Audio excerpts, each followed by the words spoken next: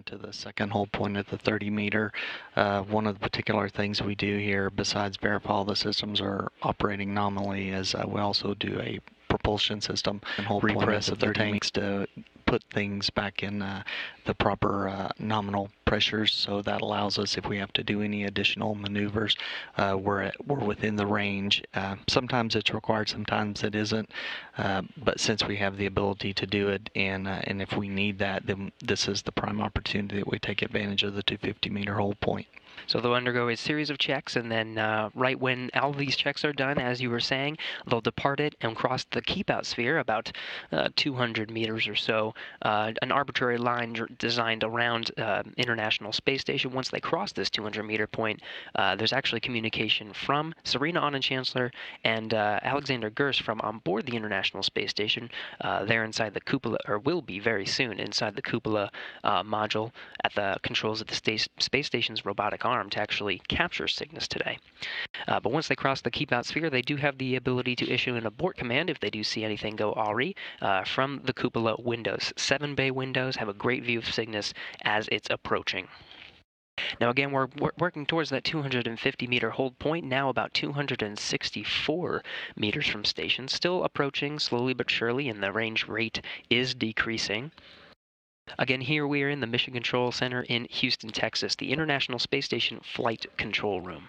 We're working together with the Flight Control Center over in Dulles, Virginia. Northrop Grumman team standing by, actually flying Cygnus today.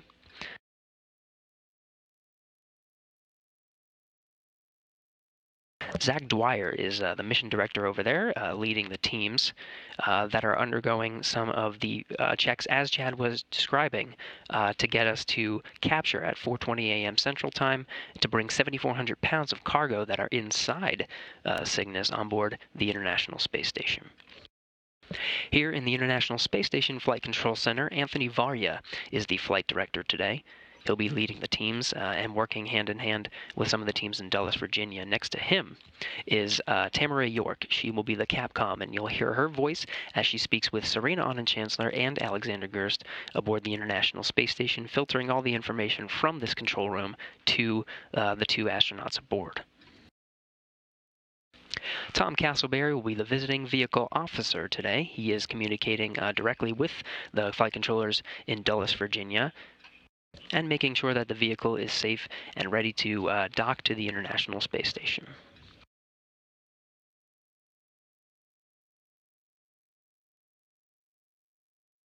Now again, the first milestone, one of many, will be the arrival of the 250-meter hold point. We're slowing down now as we approach at 257 meters away from the International Space Station. Space Station and Cygnus currently flying 256 statute miles over the Earth just west off the coast of Australia. Getting some good views now as we're in an orbital daytime. You'll see that Terminator line right through the middle of Australia. Not too much longer after the arrival of the 250-meter hold point, we'll enter into an orbital nighttime. Views of Cygnus will just get a little bit darker, but we'll see some of the lights illuminated from the vehicle.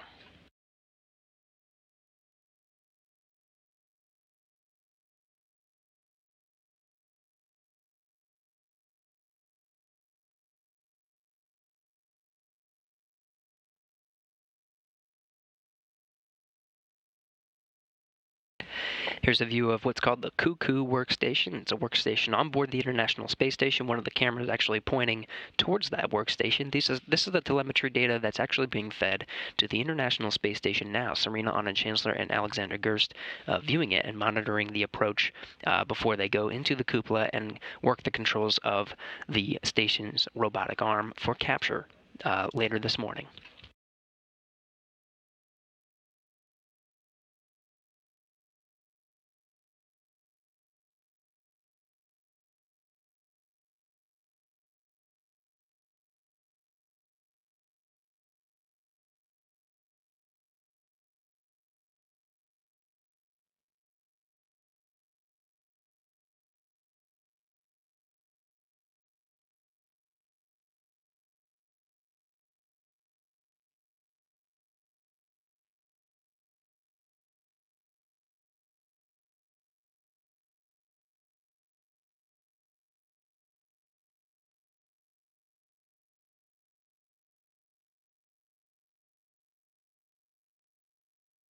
Again, a great view from the station's external cameras of Cygnus as it starts to its approach to the 250-meter hold point.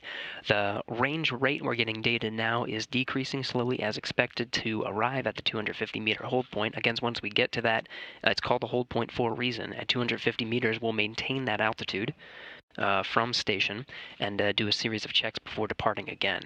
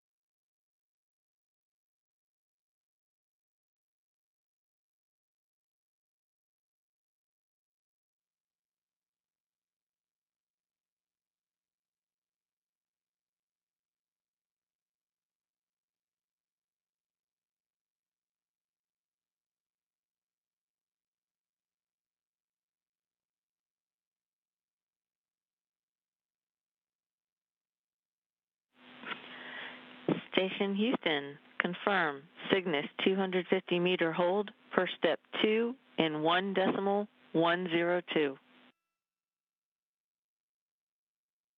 That can work.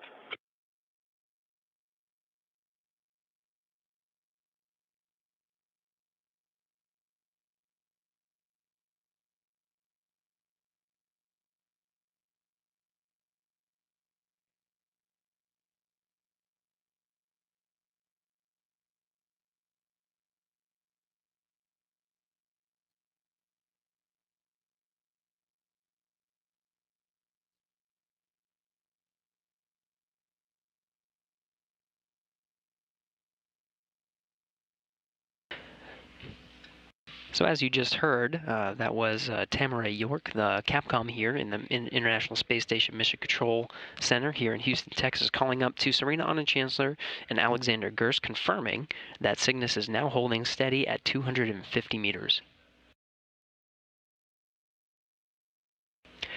So Chad, now that we're at the 250-meter hold point, what is happening now as we are waiting to depart? All right, the teams in Dulles, as you heard on the radio, they got the go ahead and perform the repress of our propulsion subsystem. So the prop engineers are monitoring those activities, open up the valves to put pressure into the different tanks to get things back in our nominal range for forward or to increase the performance for the follow-on activities we need to do as we leave the 250 hold point. Continue on. And Alex, we are hands off. Cameras are yours. Copy.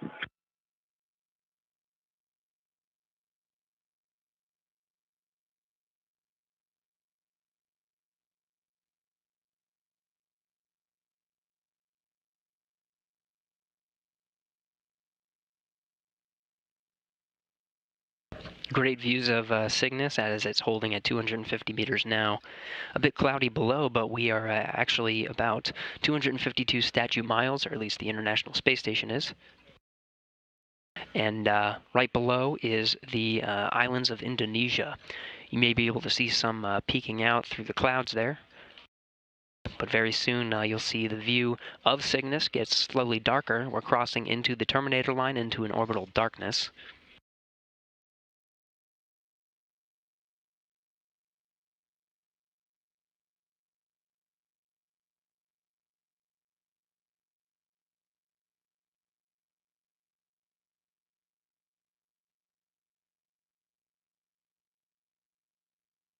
to station on 2 for a block Grapple. Some of the external high-definition cameras providing great views of Cygnus as it's holding at 250 meters. You can really see the outline of the vehicle in the back there, the ultra-flex solar arrays gathering power, providing that power to Cygnus to perform some of these operations. In the back there, looks like a whole jumble of all kinds of different hardware and equipment. Chad, what's going on in the back of the vehicle there? Well, when you look at the service module on Cygnus, that's really the brains of the vehicle. That's where all the flight computers reside, the propulsion system, the electrical system, pretty much everything that makes Cygnus fly and do all the things it does. You can see real good in this picture on the very aft of the vehicle. That's the PBGF, the power video grapple fixture that the SSRMS will actually reach out and grab the vehicle with here shortly. And you can also see as you come up to the, from your view there, the left side looks like a white box on the side. That's where we keep our nanoracks and nanosats that we'll be deploying at the end of the mission, or once we depart ISS in a few months. So all kinds of different external as well as internal components mounted in the service module. So not only the brains, but also a very functional part of what Cygnus is meant to do, deliver cargo, but not just to the International Space Station. There's the satellites are going to be deployed, you said, after it even departs space station. So we're talking about a different orbital incline, a little bit of a different altitude that we're deploying these, right? Correct. Yeah, typically our customers for the nanosats prefer that we deploy those at our higher altitude, giving them the opportunity to have a longer life in orbit. But some of them will be deployed below as well, and it just depends on what the customer's preference is and what we're able to do. Obviously, our prime customer is NASA to get the cargo delivered, and obviously the fuel loads and everything are driven by that. Well, we're looking forward to a successful completion of the arrival. Again, that is scheduled for 4:20 a.m. Central Time. Liftoff of Cygnus was just over 2 days ago.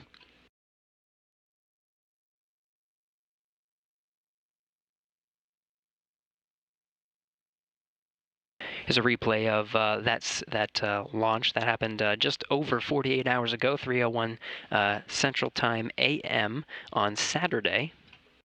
Lifted off from Wallops Flight Facility in Virginia, carrying 7,400 pounds of cargo aboard. Nighttime launch, a bit chilly, about 38 degrees Fahrenheit, the time of liftoff. But it made a perfectly scheduled and on-time ascent into orbit.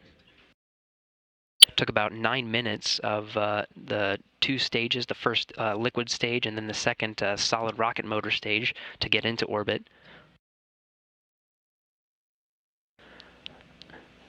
Once in orbit, just about 2 hours later, solar arrays deployed, received some power, and it is on its way to the International Space Station. Now you can see the view of Cygnus, as mentioned before, getting a little bit darker.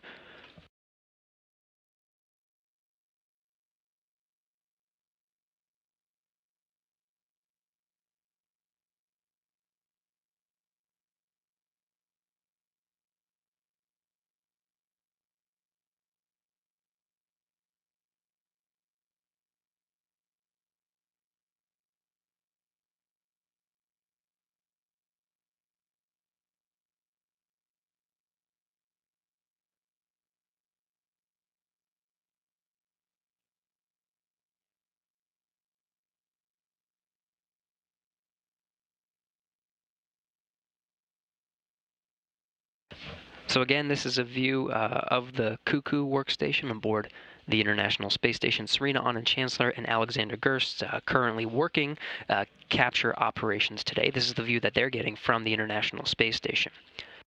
The view behind Cygnus is getting a little bit darker. As mentioned, we're entering into an orbital nighttime. The sun's still glistening off the vehicle itself, which is only 250 meters away from the space station at this time. So it's still getting a little bit of light, but soon it'll get just a little bit darker, and some lights from the back there will be still illuminating Cygnus, making sure that we can see it on its way to the International Space Station. Next milestone after 250 meters, it'll cross the Keep Out sphere, which enables Serena Aunen-Chancellor and Alexander Gerst to issue an abort. If they see anything go wrong with the vehicle, they'll be within range to issue that abort.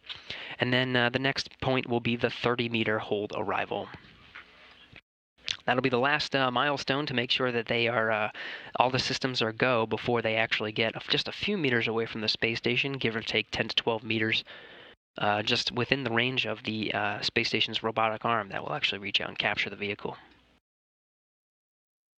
But again, we're holding steady at 250 meters, going through those series of checks as Chaz was describing, repressurizing those tanks, and we'll do a series of go checks before departing for that 30-meter hold point.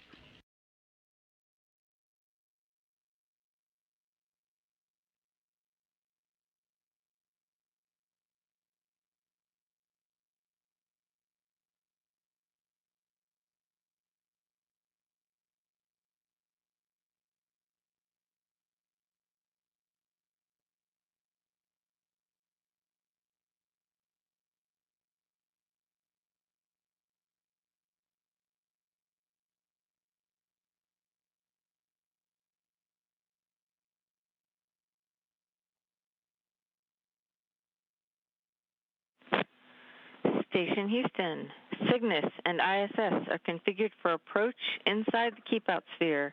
Expect approach to resume shortly and stand by for the Cygnus PCS command checkout. Station copy. Standing by for PCS command checkout.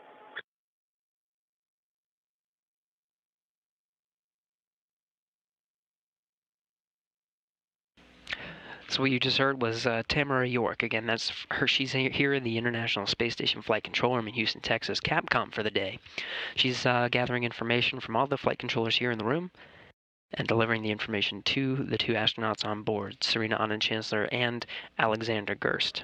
Sergei Prokopyev taking a bit of a rest after working the docking operations of the Progress 71 vehicle that docked just a few hours ago, just about 14 to 15 hours at this point.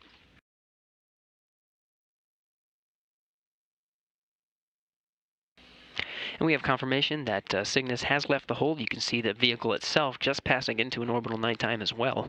Sun setting over the vehicle as it departs 250 meters, starts going towards that next milestone of 30 meters after crossing the Keep Out sphere. Cygnus has resumed approach. Go for Cygnus, PCS command checkout, hold arm per step 3 in 1.102. We do see vehicle mode approach, and we copy your go for step 3 in 1.102.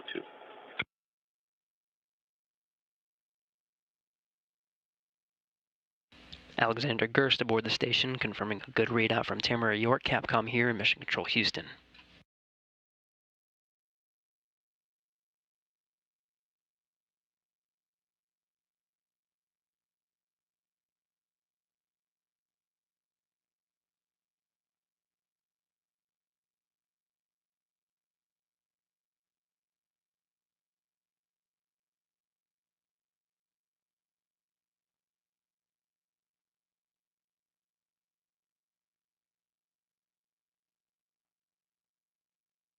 Houston station on 2, hold is armed. Houston copies.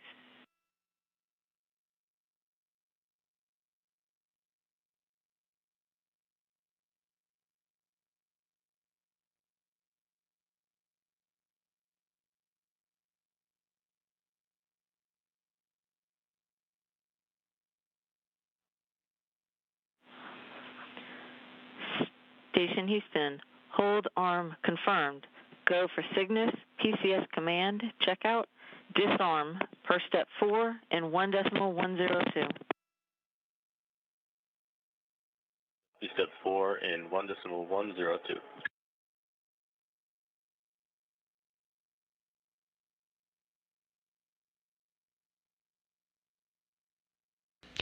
So you hear Capcom Tamara York continue the readouts, going through the checklist that Serena Anand-Chancellor and Alexander Gerst also have, working together for this operations of capture for capturing Northrop Grumman's Cygnus on the CRS-10 mission today. A lot of acronyms being shot around, but Chad, if you can give a good, I guess, explanation of what's being read. What are they actually working on right now? Yeah, I was going to say it sounds like that the crew is configuring their PCS panel that they use to control to send commands to the Cygnus vehicle. Earlier in the mission, at the start, they sent the command to turn on the orientation lights, which you can see in the current image on the screen. That verifies they got a good command path, and that's the same panel that they'll use later on in the mission if they were to have to command Cygnus to hold or even retreat back to the 30-meter or 250-meter hold point, as well as, if need be, abort. So, with MCC Houston, and the light is outside the corridor.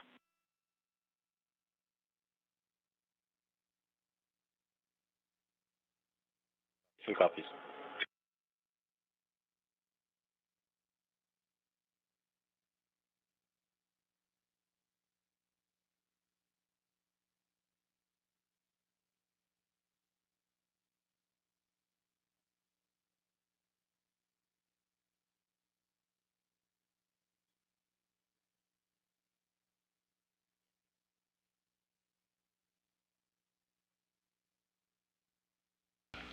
So still a good view of Cygnus.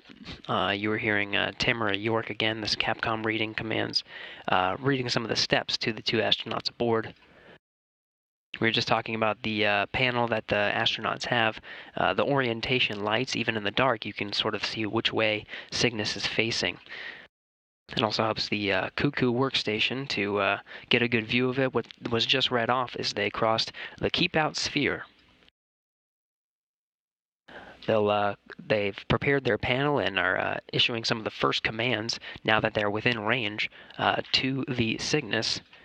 Chad, what are some of those first commands that they're actually doing?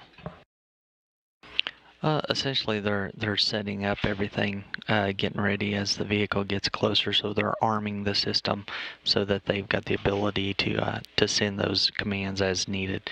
It's not just one button press kind of thing. You've got to arm and then execute kind of, so there's not an accident.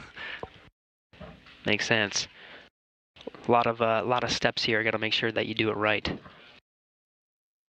As I mentioned before, we'll get some of these loss in communications throughout the approach today. We're communicating with the International Space Station through the TDRS satellites, tracking data and relay satellites. They provide the video and audio communication to the station. We have some minimal gaps here to make sure that the operations run smoothly through our capture time around 4:20 a.m.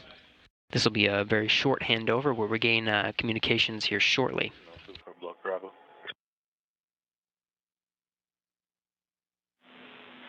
Ready to go. But the views you'll be getting of Cygnus as it approaches the International Space Station should be relatively dark throughout the next milestone. 250-meter hold arrival. All centered up apart from the light, which is offset from the circle about 4 vehicle width port. Copy, and we'd like the report.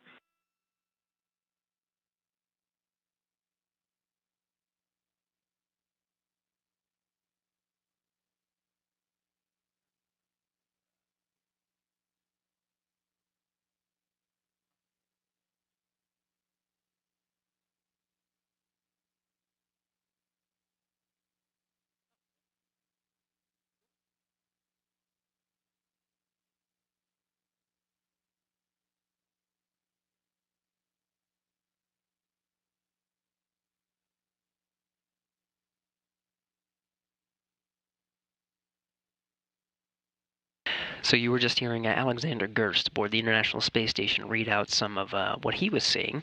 Again, he's got a great view of Cygnus. This is the Cuckoo workstation, but they'll also be looking at the Cygnus approach from the Cupola workstation. This is the bay window from the International Space Station facing down towards the Earth. 7 windows that look down and provide a great view of the outside. Perfect view for an approach of a cargo vehicle, also where the station's robotic arm is positioned. The 2 astronauts, Sarina Anand-Chancellor and Alexander Gerst, will be at the controls of the station's robotic arm, position it in a capture position just about 10 to 12 meters away from station. They'll be the ones to actually work the robotic arm this morning and capture the Cygnus vehicle and the 7,400 pounds of cargo inside.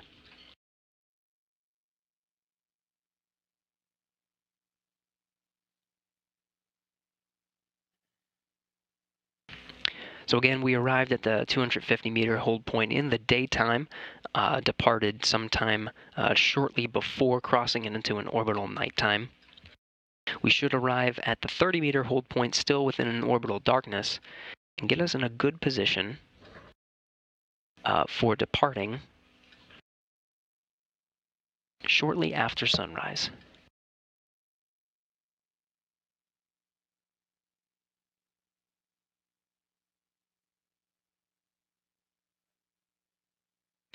One of the requirements when actually flying the Cygnus vehicle, this is timed out perfectly to consider sunrise and sunset. Of course, capturing the vehicle in the dark is possible, but would be less preferred. More sunlight equals more success. So one of the flight rules actually is to make sure that Cygnus is in its capture position during an orbital suntime or an orbital daytime.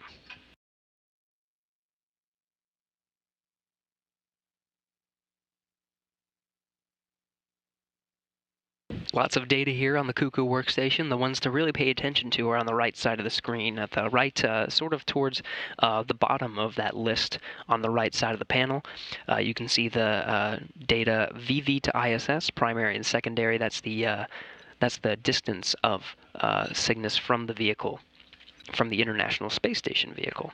The range rate is the rate at which it's approaching, all in meters and meters per second.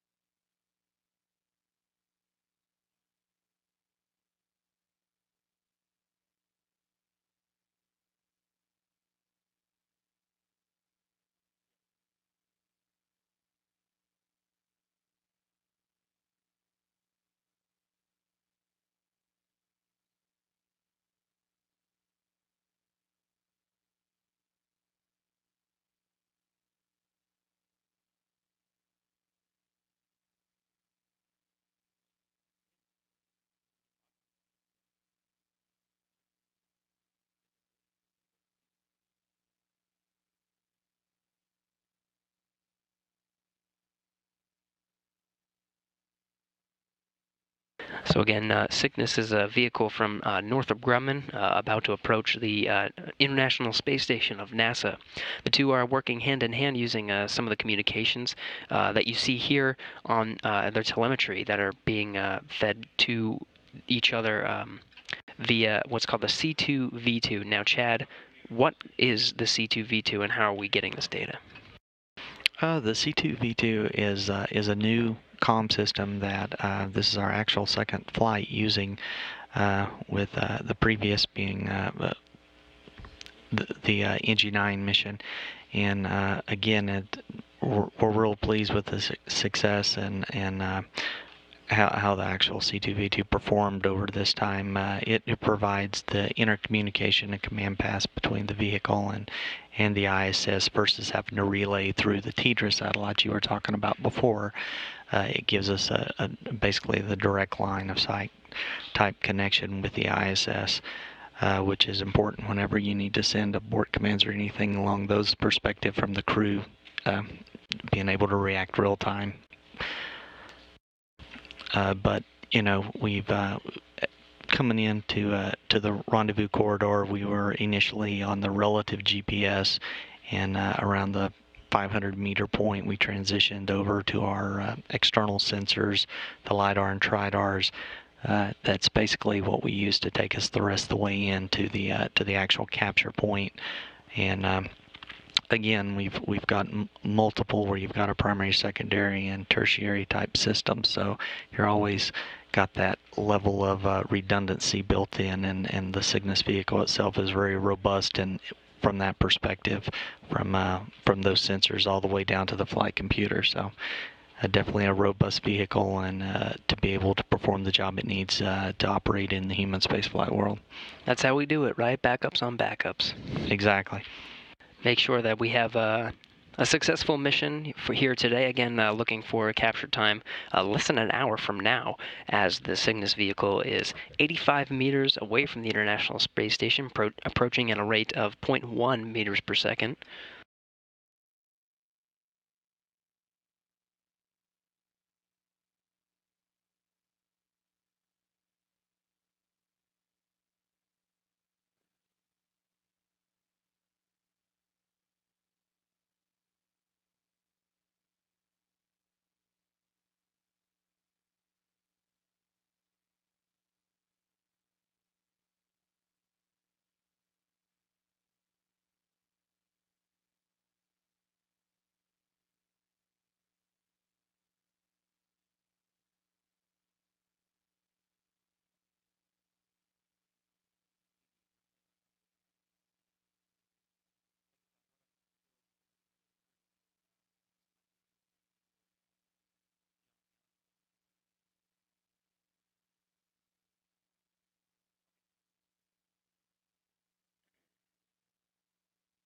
Now, each of the Cygnus vehicles are named after influential people in spaceflight. Last one on the NG-9 was named after J.R. Thompson, an influential member of the Orbital Sciences team and also a member of NASA. This one is named the SS John Young for the Northrop Grumman CRS-10 mission. John Young, born in San Francisco, California, a veteran of 6 space flights on many different vehicles, actually. Starting with Gemini, he flew on Gemini 3 with Gus Grissom, basically to test the Gemini spacecraft itself, and again on Gemini 10 with Mike Collins to test the rendezvous and close formation piloting, getting some of the techniques for spaceflight ready for the Apollo missions, which he flew 2 missions on. Apollo 10, he was the command module pilot with Tom Stafford and Gene Cernan. This is the flight before the famous Apollo 11 flight that actually landed on the moon. Neil Armstrong and Buzz Aldrin on the moon with his former pilot or former crewmate Mike Collins on Gemini 10. He also flew on Apollo 16, where he actually walked on the moon. Walked with Charlie Duke, Ken Mattingly as the command module pilot orbiting above. And he also flew the space shuttle on its maiden flight back in STS-1 in 1981 with Bob Crippen. And his final flight was STS-9, where he served as spacecraft commander and was the first Space Lab mission. John Young passed away earlier this year in 2018. This spacecraft named after him and his legacy.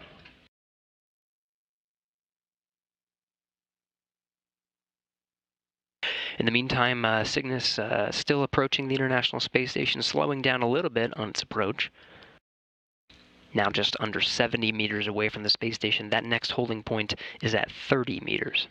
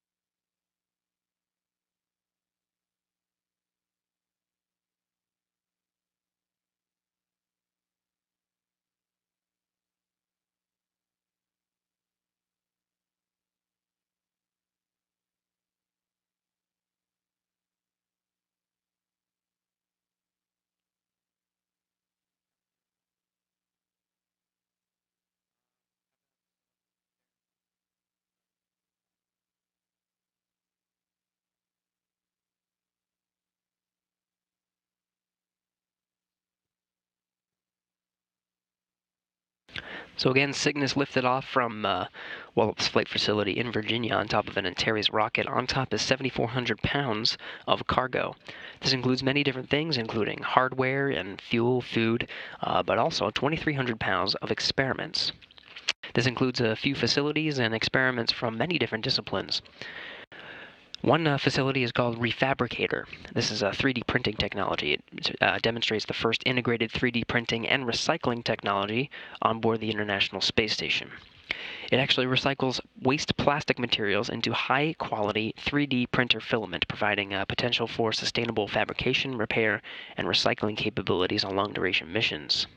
It represents a key component of in-space manufacturing technology development roadmap. Interesting thing about the refabricator is things can be recycled more than once.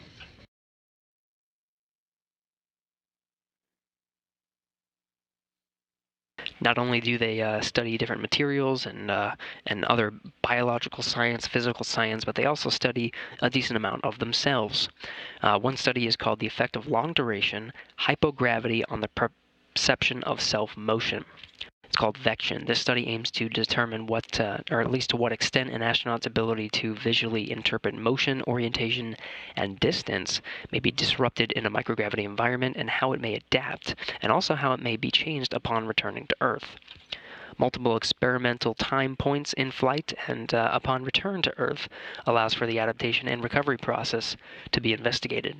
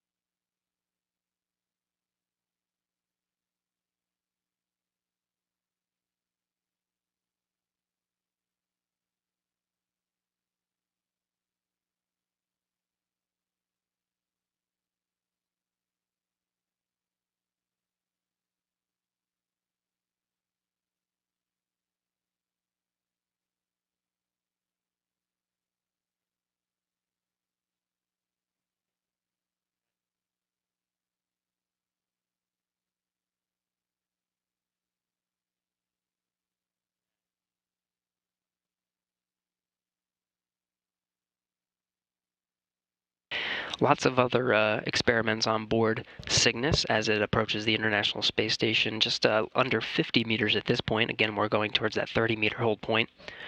That refabricator is an interesting piece of technology, Chad. It has the ability to not only create 3D printed materials, but recycle them. Has some applications beyond just what can be done on the International Space Station, right? Yeah, but one of the big things that plays into the recycler is you have the ability to not have to be dependent upon the Earth to get the filament for the 3D printer itself, but you've got the ability to recycle what you've already got on board. And when we start talking about the next step, with the Deep Space Gateway, or the gateway around the moon in preparation for going to Mars, we have to really develop these capabilities so that we can have a self-sustaining manufacturing facility on board a space or a space vehicle that's going out into deep space. That's true. I mean, we're working with the Cygnus vehicle now, right? It only takes us 2 days to actually, from launch, to arrive at the International Space Station. But once we get further, that's going to take a little bit of time. So if you need another tool, it's not going to be that easy just to get to that Deep Space Gateway. Exactly. I mean, right now we're doing studies looking at the gateway itself that they're proposing to put around the moon, and it's basically 6.5 days just to get to it, and that's really an infancy step compared to what it's going to be once we venture out beyond that. So definitely agree the recycler is a product that or a tool that we really need to take to the next level and have capable in use. One of the many exciting things that are on board Cygnus right now, just 41 meters away from the International Space Station.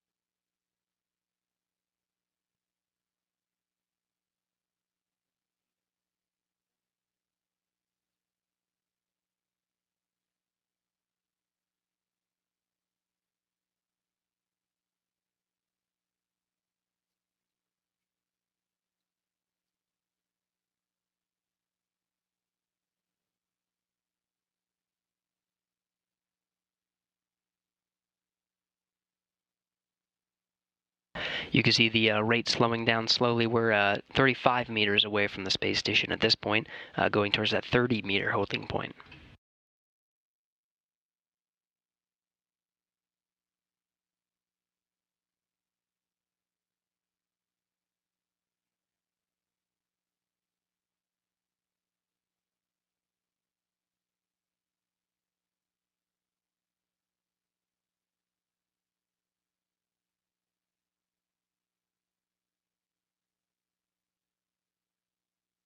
So just a few meters away from that next milestone, the 30-meter hold point. Chad, what's going on at this milestone?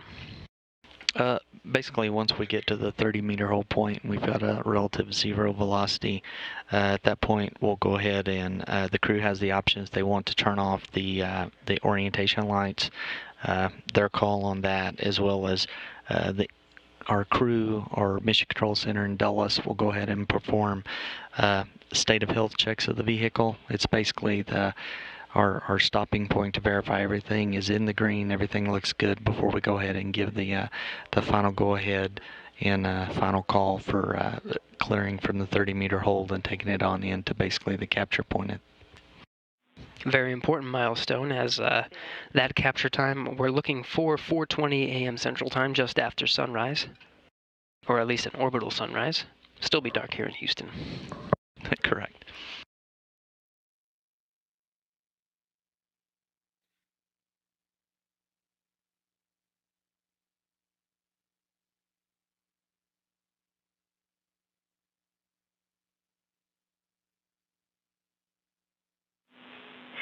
Station Houston, confirm 30-meter hold and set up for capture per step 6 in 1.102.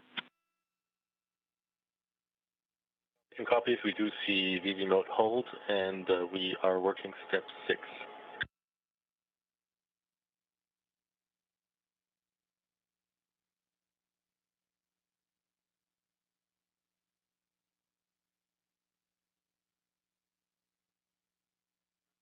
Prior range is 30.7.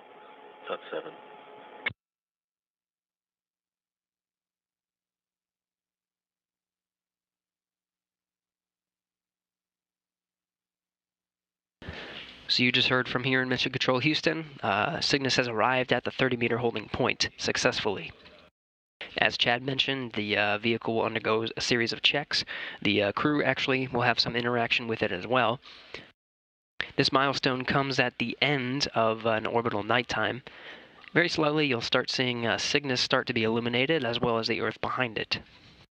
Space station now traveling over the USA, 252 statute miles over the Earth right now. On a southeasterly coast, it'll cross over the Caribbean and into an orbital sunrise just over Brazil.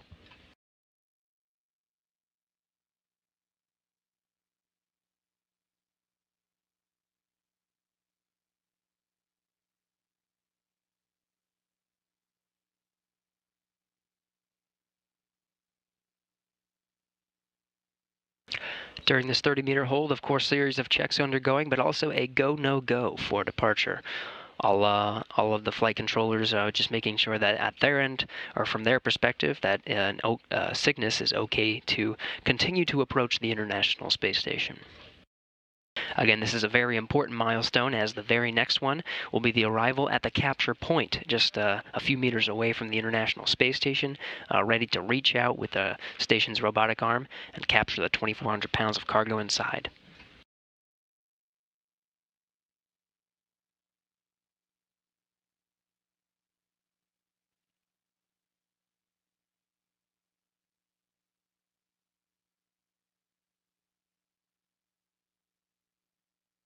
Normal part of the procedure is the station's cameras, and you can see the telemetry overlaid from one of those cameras actually facing Cygnus as it's 30 meters away. You can see the outline of the robotic arm. It looks a little bit pink from this view, but at the bottom of the screen, you can see the outline of the station's robotic arm in its capture position. From this angle, you can see Cygnus oriented where it's pointing to the left, or at least the top of it would be.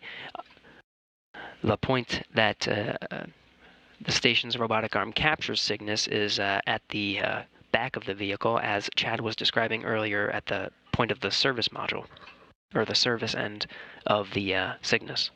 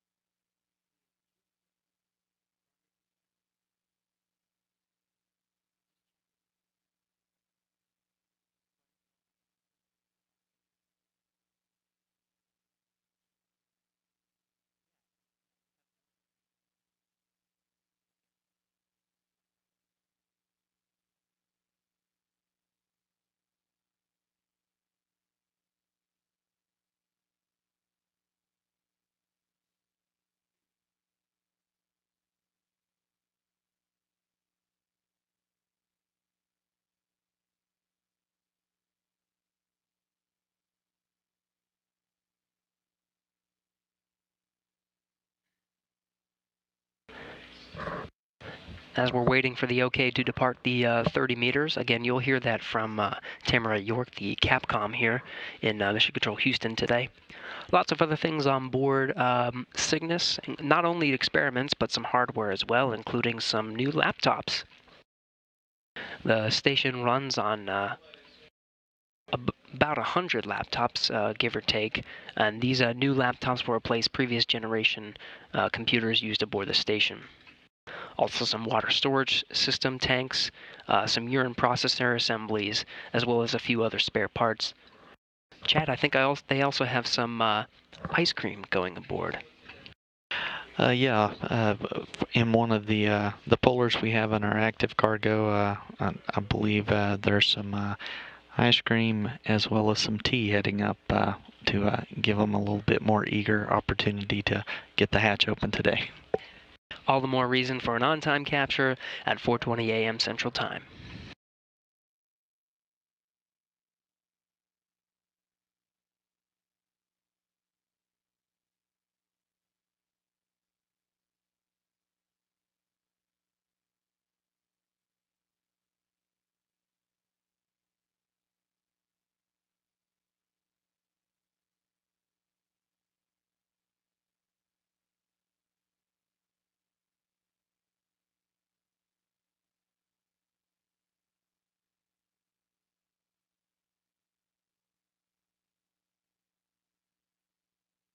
Northrop Grumman's Cygnus and the International Space Station, just about 252 statute miles above the Earth now, flying over Cuba. You can see the Terminator line, the sunrise, orbital sunrise, over in the distance there. Again, it'll be a few more minutes until we start seeing the Cygnus illuminated and the Earth underneath. First signs of the illuminated Earth that you'll see will be just over the Amazon, over Brazil.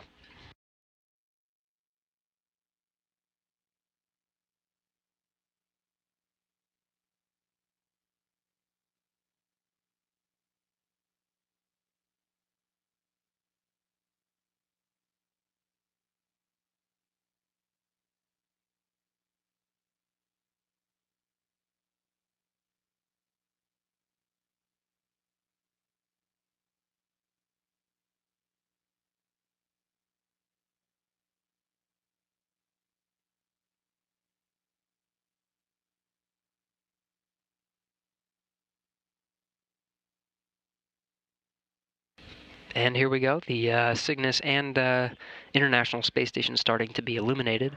Still in a 30-meter hold position, but very shortly we'll get the confirmation from Capcom Tamara York reading out to the space station once it departs. Again, this is the last milestone before it arrives at the capture point, about 10 to 12 meters away from the International Space Station, where the Canadarm2, the station's robotic arm that you can sort of see at the bottom right portion of your screen, is already positioned, ready to capture Cygnus on time today.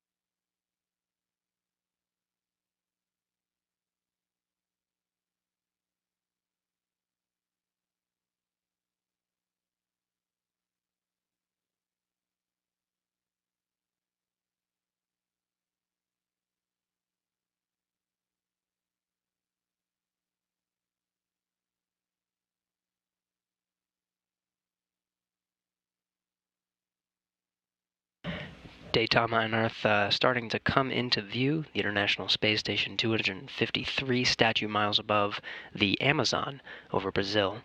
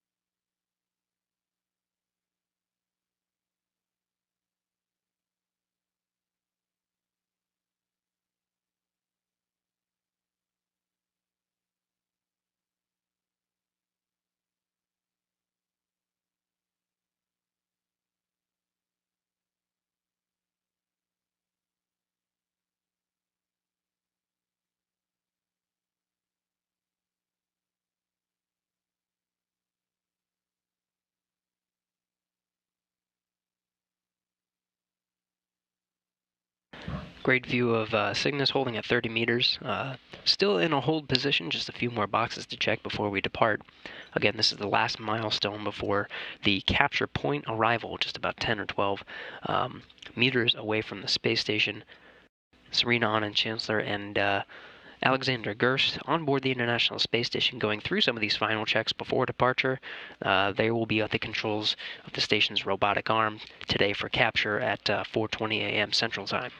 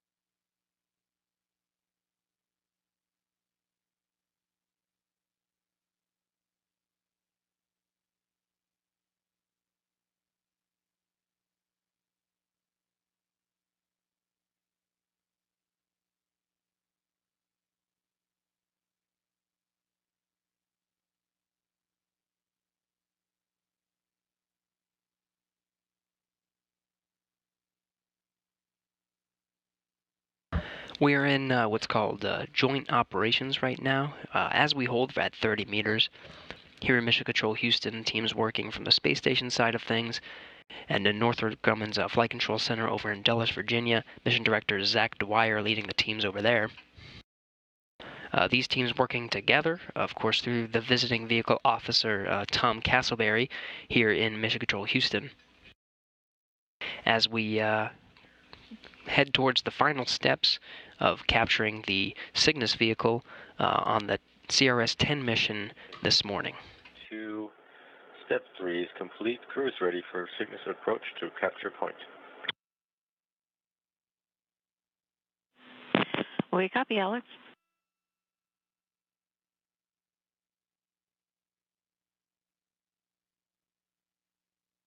And the block Bravos are all centered up now, both cameras.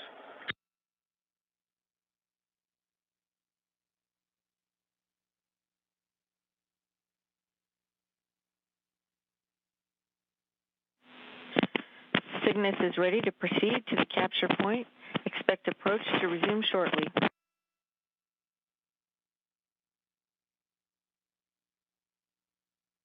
Agent copies. So the teams here in Mission Control Houston, teams in Dulles, Virginia, and the crew aboard the International Space Station all ready to depart the 30-meter holding point. Still holding, but shortly the vehicle will be configured for that final departure and arrival, departing 30 meters and arriving at the capture point.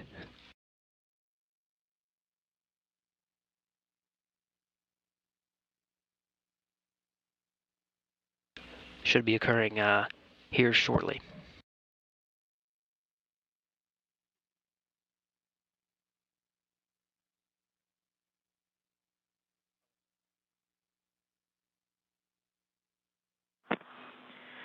Cygnus has resumed approach to the capture point. Monitor approach within 30 meters per step 7 in 1.102. The crew is primed to issue retreat if primary range is less than 6 meters. Agent copies. We're in step 7 of 1.102. VV mode is approach prior range, currently 28.8 and decreasing. We copy. That was Capcom Tamara York here in Mission Control Houston. Good readout of the Cygnus departure and confirmation from Alexander Gerst saying that it is, well, currently now just under 28 meters and closing at a rate of just under 0.05 meters per second. Pretty slow, but that's part of the design to make sure that Cygnus is going to arrive at the capture point safe and sound.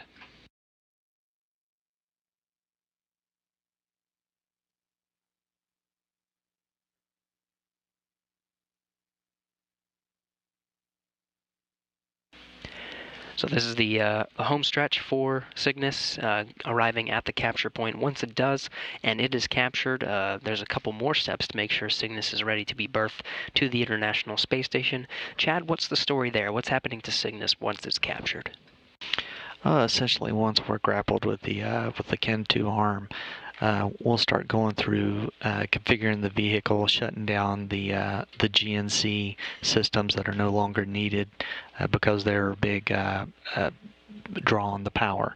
As you can tell right now, as we're coming up, we're primarily on battery power. What little bit of light we do get on the solar arrays as well. And once the arm has a hold of us, and once we started shutting down and safing the systems, then the next thing is to configure the power source from our own internal power to the power that can be provided to us via the robotic arm through that grapple fixture we were talking about earlier. The PV, the GF, the P stands for power, so it allows the power to come from the ISS via the arm to our vehicle and provide what we need as it's holding on and eventually maneuvering us around to berth us to Node 1 Nadir. There you go. So guidance, navigation, and control, as the GNC that you were talking about, no need for that because it's already arrived. You don't need to guide it anywhere. But the power is a big concern, right? That's why they have the solar arrays for the journey to the International Space Station. But then if you don't need to collect any power, you can get it from the space station, which itself is providing a decent amount of power with those big solar arrays. Correct, and also since the fact that we have powered payloads on board, you definitely want to keep the power because that's also controlling the thermal environment inside the large can we call the pressurized cargo module, the PCM. So you want to maintain a good environment for it all the way up until the crew attaches it to the station and they open the door. Of course, that's a huge reason why the Cygnus is arriving at the space station now. There's 7,400 pounds of cargo inside. Lots of important experiments, different hardware, as well as some ice cream. You got to keep that cold. Exactly.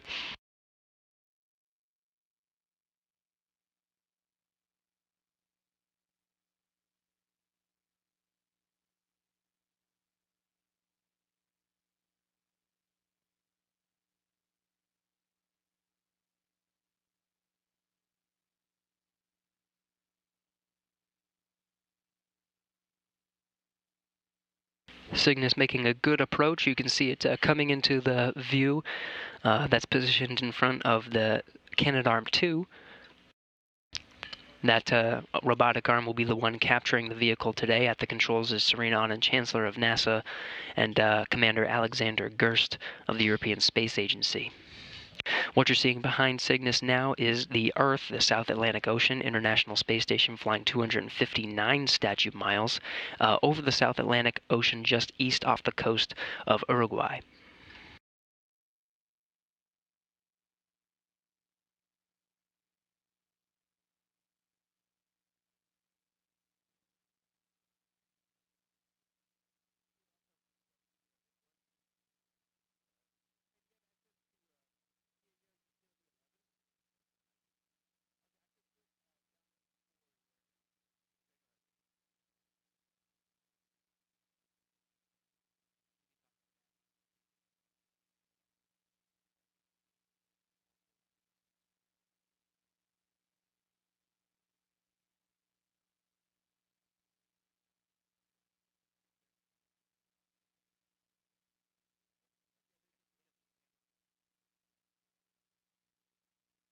Cygnus slowly coming into view. Again, the rate is pretty slow from the 30-meter point to the capture point, obviously designed that way to make sure it has a safe arrival. The rate about 0.03 meters per second at this point. Cygnus is 17 meters and closing, looking for about 10 to 12 meters where the Canadarm is positioned now. In the back, you can see the service components that provide guidance, navigation, control, some power. As Chad was describing earlier, that little white box hanging out to the what looks like bottom from this view. Chad, what is that? That's the NanoRack deployer that we have mounted on the exterior of the service module, and typically it's a 6-shooter. It's got 6 different bays within it that we can load up with NanoRack or small satellites that we deploy out after we leave the station. And on this particular mission, it's got 3 different satellites loaded up in the bays to be jettisoned at the end of the mission. End of the mission being, we're arriving at the space station now, but the end of the mission being after it departs the space station, right? That's correct. Yes. Once, typically, it's probably been for the past several missions now. Usually, as we depart the ISS, we'll go ahead and climb up to our higher altitude, preferred by our nanosat customers, and then do the jettison of the nanosats themselves. And then perform other activities, and then usually it's within 1 or 2 weeks after departure of ISS, then we'll go ahead and do our destructive reentry, taking out the trash that was loaded on during the 2 weeks prior. What a great journey for Cygnus, but we're just at the beginning now. You can see Cygnus coming into the view of the camera at the end of the space station's robotic arm. This is a view from the Canadarm itself. You can see the end of the latching end effector there. The white box at the left, that's what Chad was talking about, the NanoRack's deployer. Cygnus coming into view, you can see the service components, even the solar arrays, those ultra-flex solar arrays. And that little circle with the 3 prongs. That will actually be where the Canadarm2 will be moving in today, and the crosshairs, that white bar with the black behind it, that'll be the point that the Serena Autumn Chancellor and Alexander Gerst will be aiming towards to make sure we get a capture on time today, scheduled for 4:20 a.m. Central Time. But of course, there's a series of checks to go underneath everything going smoothly, still so far for capture of the Cygnus vehicle today.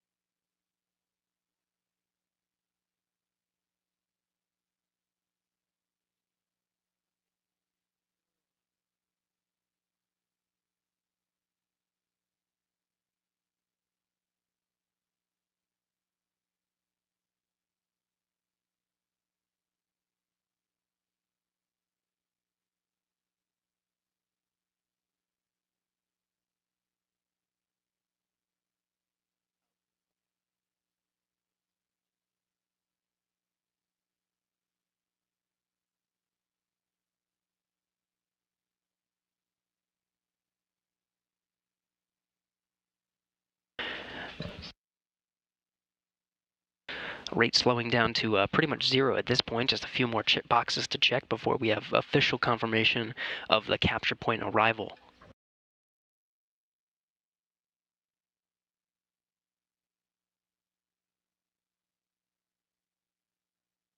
We see CP hold.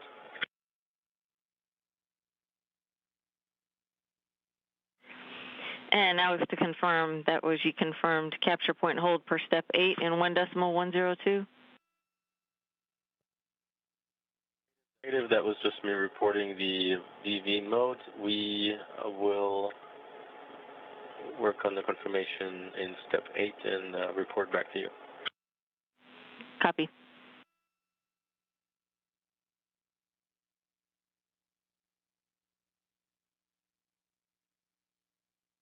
So that was a confirmation. Cygnus holding pretty much rock steady at the capture point, just a little bit over 12 meters away. Could you have a look at the iris on camera 3? I think it's cycling. It might be confused. If you had experience with that, let us know what we need to do to fix that. Copy. We'll take a look.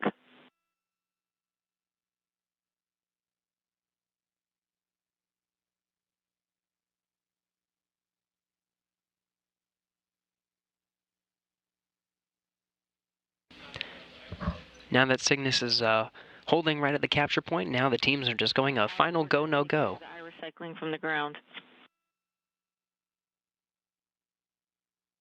Copies.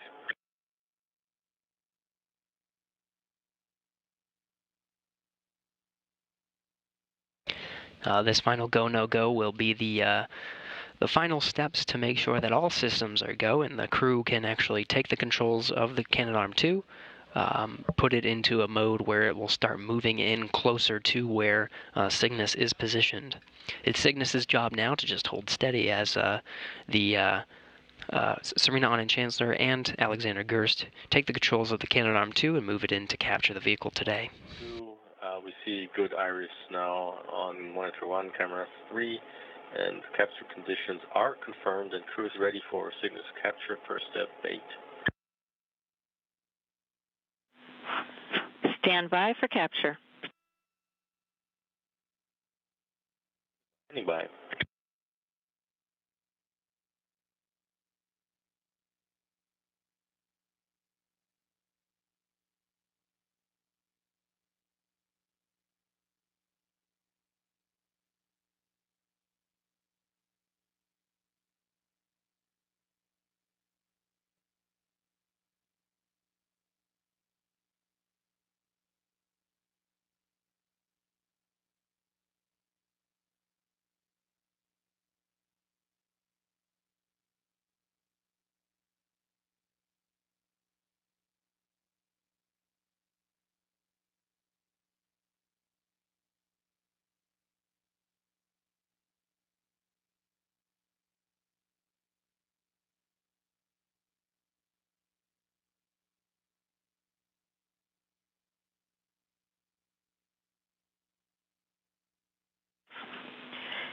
station, Houston. Go for Cygnus capture sequence, step 4 in 1.110. Cygnus capture. Begin monitoring the back away cue card. Station copies 1.110. We are in step 4 and we are on the back away cue card.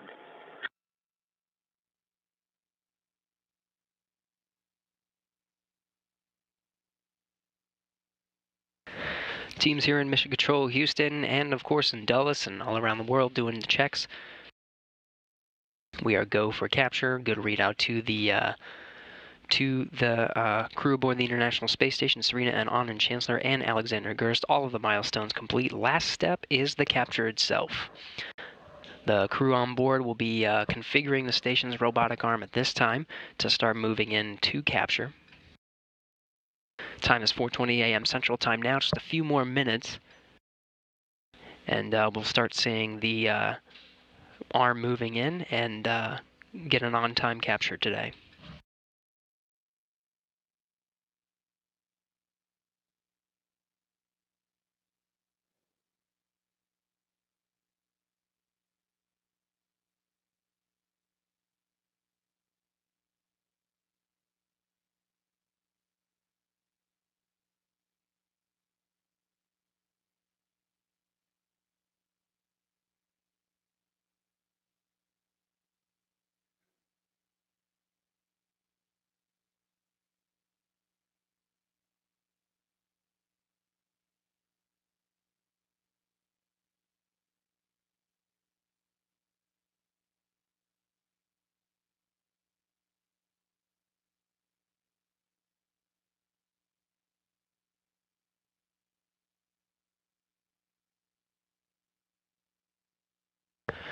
Once the Canadarm2 starts moving, there'll be a series of milestones before capture, some readouts of the distance from the arm to the capture position over the pin, and then we'll get a couple stages of capture. There's first stage capture and then second stage.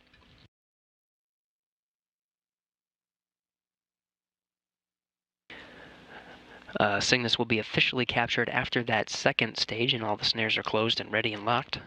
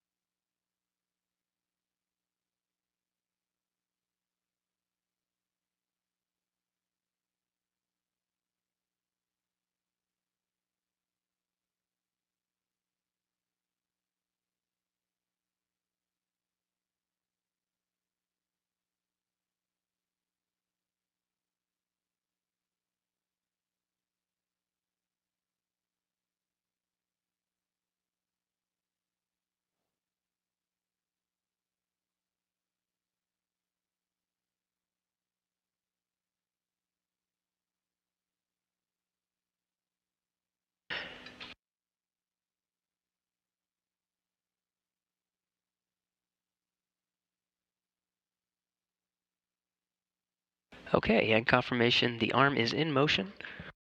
We're in the home stretch here for capturing the Cygnus vehicle today.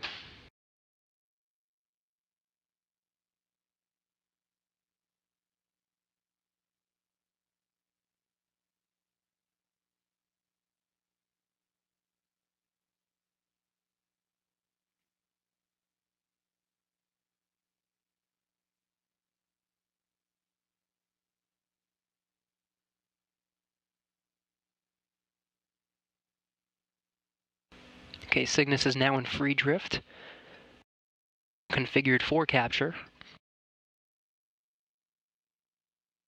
Canadarm2 is 2 meters away.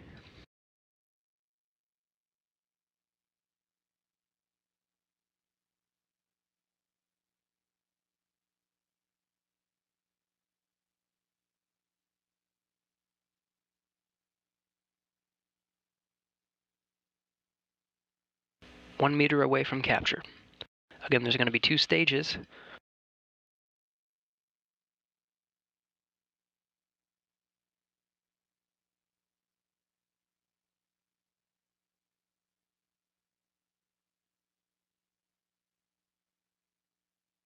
Now over the pin.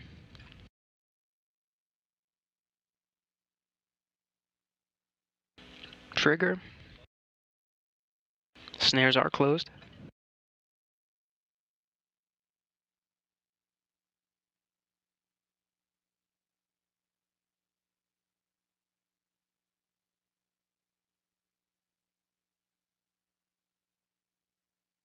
Don't worry, this was expected. We have a 5-second handover of communications. We'll regain that video feed shortly.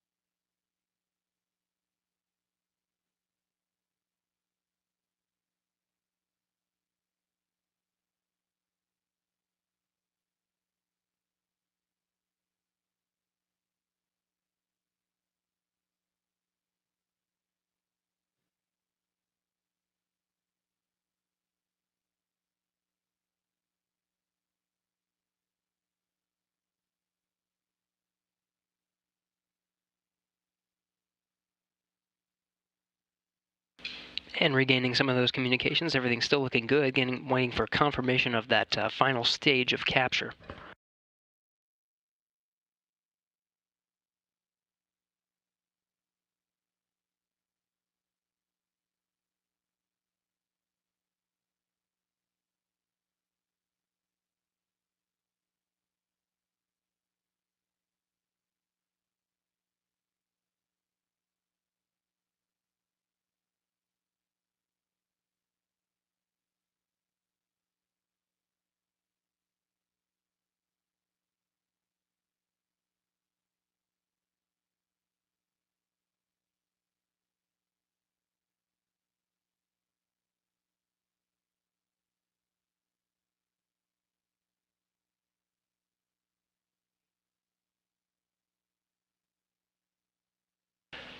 Okay, we have confirmed capture at 4:28 a.m. Central Time today.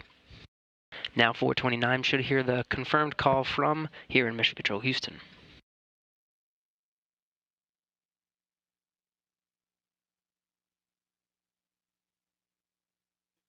International Space Station and the Cygnus vehicle, 262 statute miles over the South Indian Ocean. And what a beautiful capture. Congratulations. As we gather this week to celebrate the 20th anniversary of the International Space Station and the spirit of exploration it represents, we celebrate today the mission of the SS John Young, reaffirming that the spirit of exploration is alive and well today and will be instilled in the generations to come. Congratulations to the NG-10 team.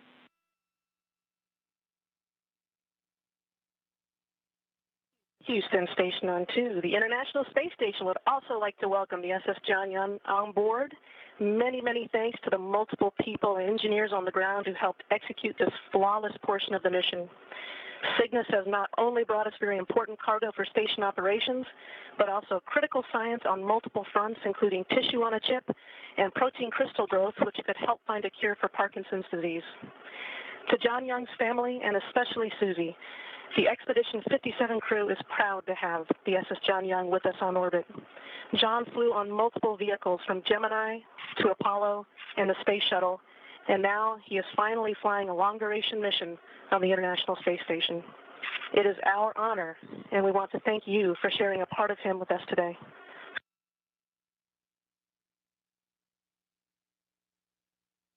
And Serena, those were just beautiful words. Thank you.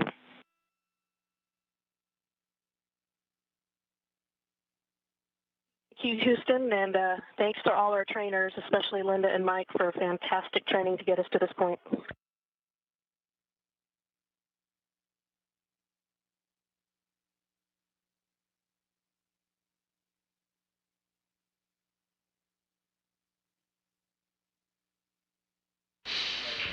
Some beautiful words from both Capcom Tamara York here in Mission Control Houston, as well as Serena Anand Chancellor, who, with Alexander Gerst from the European Space Agency, captured the Cygnus vehicle today at 4:28 a.m. Central Time.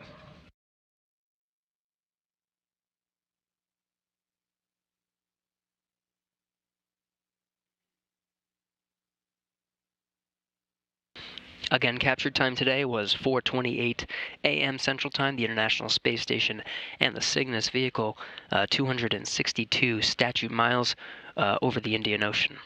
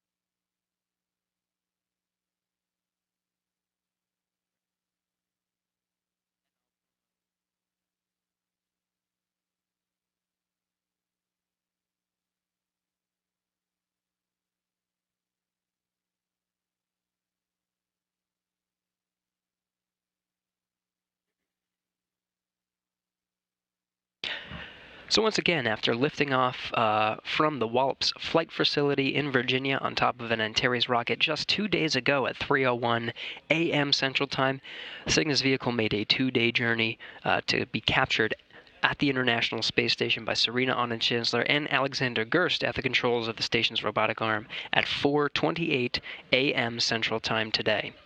7,400 pounds of cargo inside, lots of scientific investigations, including some of the ones that Serena Anand Chancellor herself are most excited about, tissue chips and many biological experiments, as well as great facilities like 3D printing facilities and some other investigations. This vehicle, of course, called the SS John Young, as was reflected in some of those kind words from both Serena Anand Chancellor and Tamara York. John Young, a veteran of multiple flights, as Anand Chancellor described, including Gemini, Apollo, and the Space Shuttle. Young actually walked on the moon during Apollo 16 and took the Space Shuttle on its maiden voyage with Bob Crippen for STS-1 back in 1981. Now ready for a long-duration stay aboard the International Space Station. Today is November 19th. Tomorrow, November 20th, will be the 20th anniversary of the International Space Station.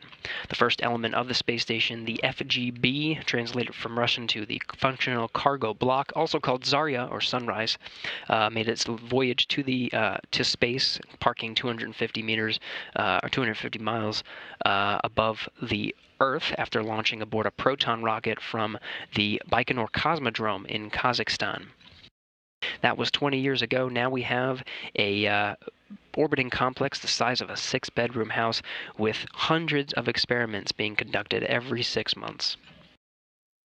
fully operational with multiple people from around the world aboard. Over 200 astronauts have actually visited the space station, and thousands of investigations conducted in that time. A successful mission for the Northrop Grumman Cygnus vehicle on the 10th resupply mission. I'd like to thank Chad Davis from Northrop Grumman for joining us today and describing the vehicle and all the intricate systems and choreography that had to take place over this past couple days and will continue to take place over these next few months. Chad, thank you so much for taking the time to spend with us during capture operations today. Oh, thanks for having me. I enjoyed it. Awesome. Well, that'll wrap up our coverage for today. Again, 4:28 Central Time capture after a 3:01 liftoff. We'll be back very shortly to cover the final stages of the Cygnus's journey to the space station, actually berthing the vehicle to the nadir port of the Unity module. This is the Earth-facing side of the module that joined Zarya in space just a few weeks after its journey, installed to Zarya during STS-88. Cygnus will make its way to that module just before the 20th anniversary of the International Space Station. That'll wrap up our coverage here. This is Mission Control Houston.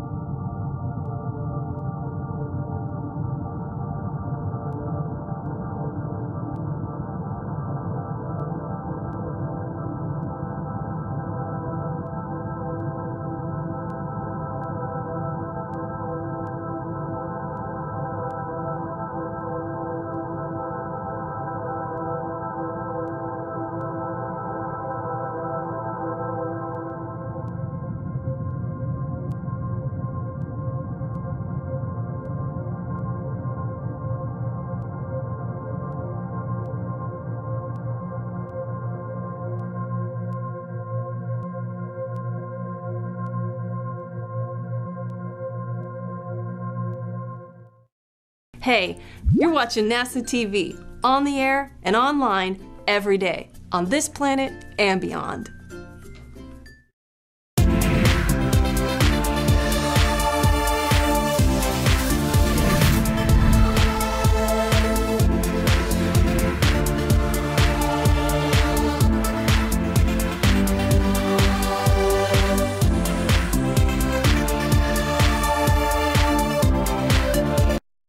Data from space are informing those fighting the California wildfires, a U.S. commercial resupply mission launches to the space station, and showcasing the powerhouse for our Orion spacecraft.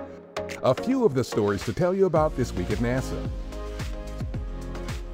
Satellites in space have captured imagery and data of wildfires that have continued to plague California, including the Woolsey Fire near Los Angeles and the Camp Fire in Northern California. The Camp Fire, which began November 8th, has become the deadliest wildfire in the state's history. It has also become the most destructive wildfire in California history, with a vast number of structures destroyed by the blaze. Our advanced rapid imaging and analysis team used the satellite data to produce damage maps to help officials and first responders identify heavily damaged areas and allocate resources as needed. On November 17th, our commercial partner Northrop Grumman launched its Cygnus cargo spacecraft to the International Space Station on the company's 10th commercial resupply mission for NASA. The Cygnus, dubbed the SS John Young in honor of the late astronaut, launched from our Wallops Flight Facility in Virginia with about 7,400 pounds of research, crew supplies, and hardware for the crew aboard the orbiting outpost. A November 16th event at our Kennedy Space Center in Florida showcased the recently arrived European service module for our Orion spacecraft, which is provided by ESA, the European Space Agency, and highlighted our history of cooperation and collaboration with ESA for deep space exploration. This is a momentous occasion where we're going to have the opportunity to fly into deep space, and the European service module is a huge element of this architecture. The service module will power, propel, and cool Orion on Exploration Mission 1, its first uncrewed flight test with our Space Launch System rocket. The first group of restored historic mission control consoles, which helped land humans on the moon, arrived recently at Houston's Ellington Field near our Johnson Space Center and were unveiled before Apollo alumni, NASA personnel, and media. This event marks a major milestone in the ongoing restoration of historic mission control, a national historic landmark, and its preservation for future explorers. Expedition 58, the International Space Station's next crew, conducted final qualification training in Russia in preparation for its flight to orbit. Our Anne McLean, Oleg Kononenko of Roscosmos, and David St. Jacques of the Canadian Space Agency are targeted for launch December 3rd for a 6-month mission on the station. We began research flights off the coast of Galveston, Texas in support of the Quiet Supersonic Flights 2018 series. The project uses FA-18 aircraft flying at supersonic speeds to test community response to the quiet thump technique designed to reduce loud sonic booms typically associated with supersonic flight. The X-59 quiet supersonic technology X-plane we are developing will be able to demonstrate quiet supersonic technologies in straight and level flight over a larger area than the FA-18. That's what's up this week at NASA. For more on these and other stories, follow us on the web at nasa.gov/twan.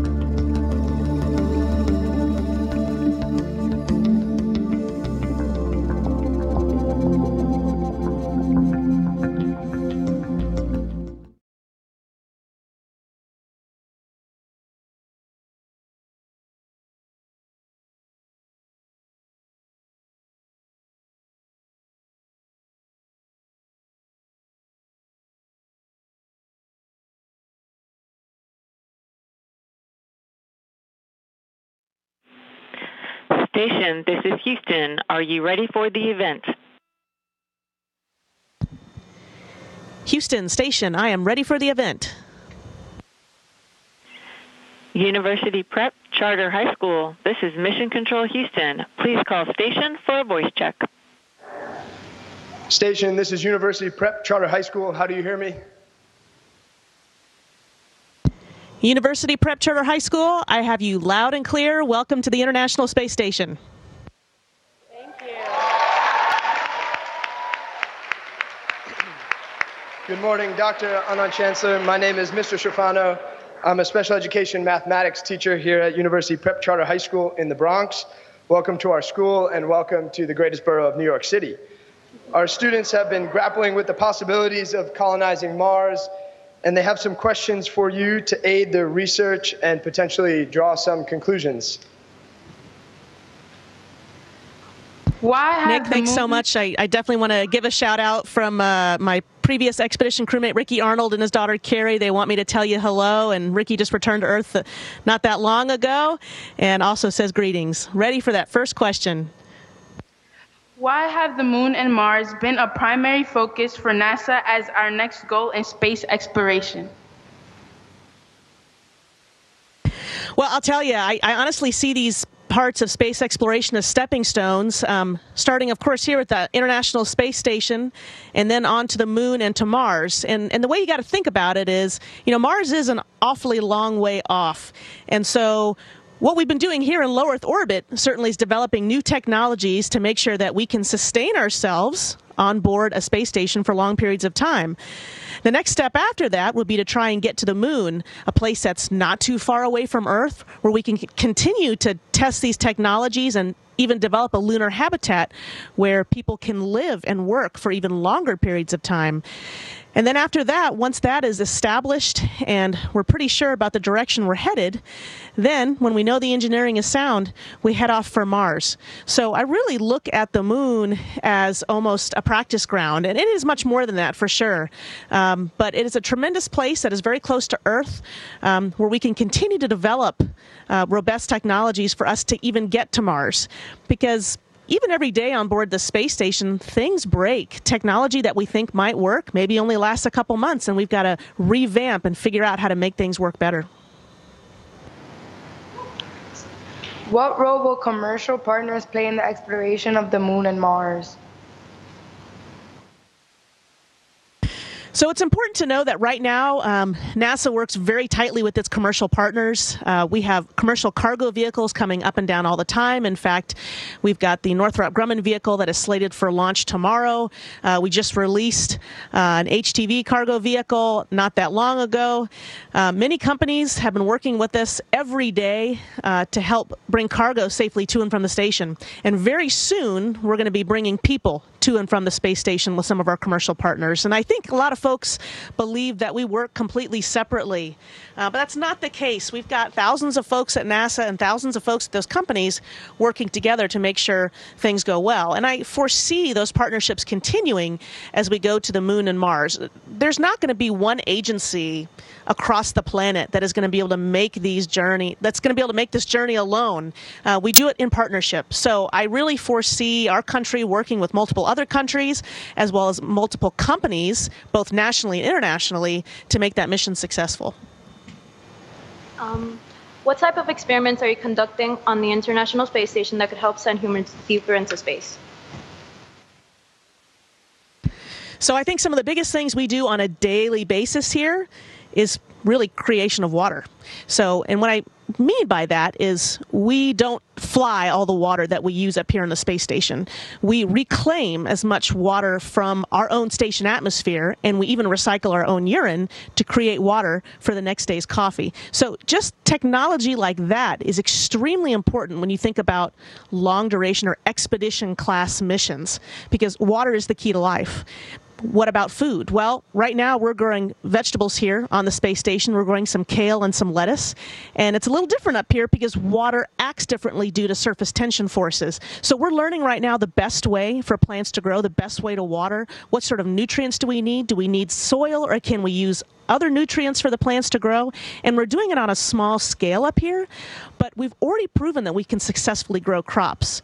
So when we set off for Mars or we set off for that habitat, we can't carry all our food with us. We're going to have those technologies already developed so we can begin to grow those crops on the way there so that they're ready.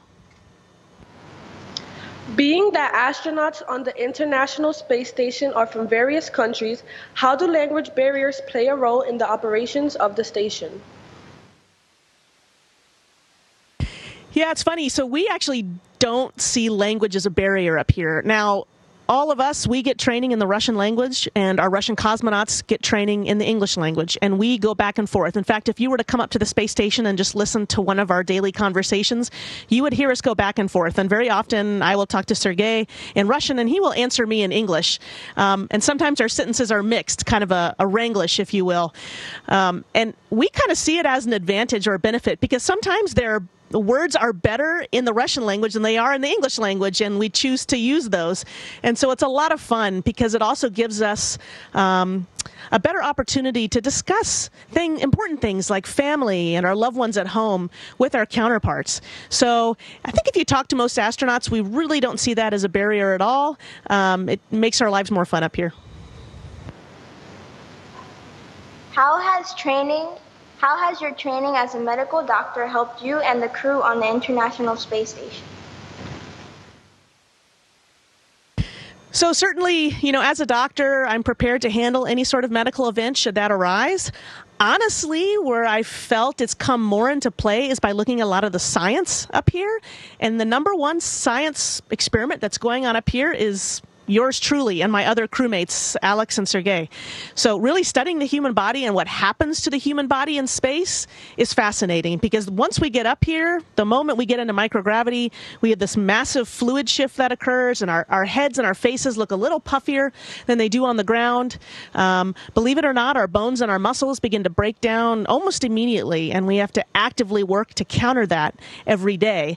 The cool thing that happens is you don't get that same rush of blood to your head when you go upside down. So I can talk to you guys on the ceiling. I can talk to you guys on any wall. It doesn't matter. It doesn't affect me. So it really, my brain almost remodels itself to work in this environment. And so I've found that being a physician, it just has expanded my knowledge of how wonderfully adaptable the human body is. It can adapt to any environment in any condition. What are some examples of how astronauts use mathematics on the International Space Station? Yeah, so it's funny. We use math in many different ways, both indirectly and directly.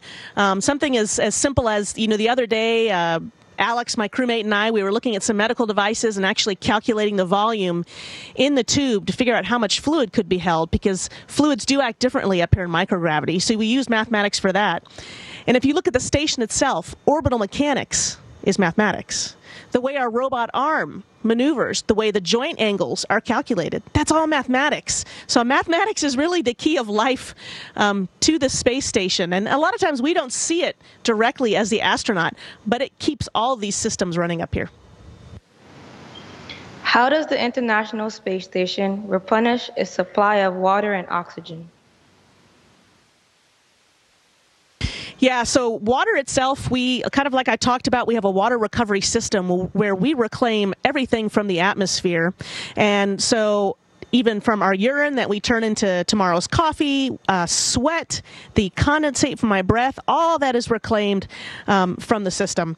Now, oxygen itself is created through our oxygen generation system through electrolysis of water. And so it's really a neat system that we have up here. It was very interesting to me because I had the opportunity to travel to Antarctica about 8 years ago. And I realized very quickly that when we were living on the ice, our main concern every day was something we called water balance. And that's what we called it.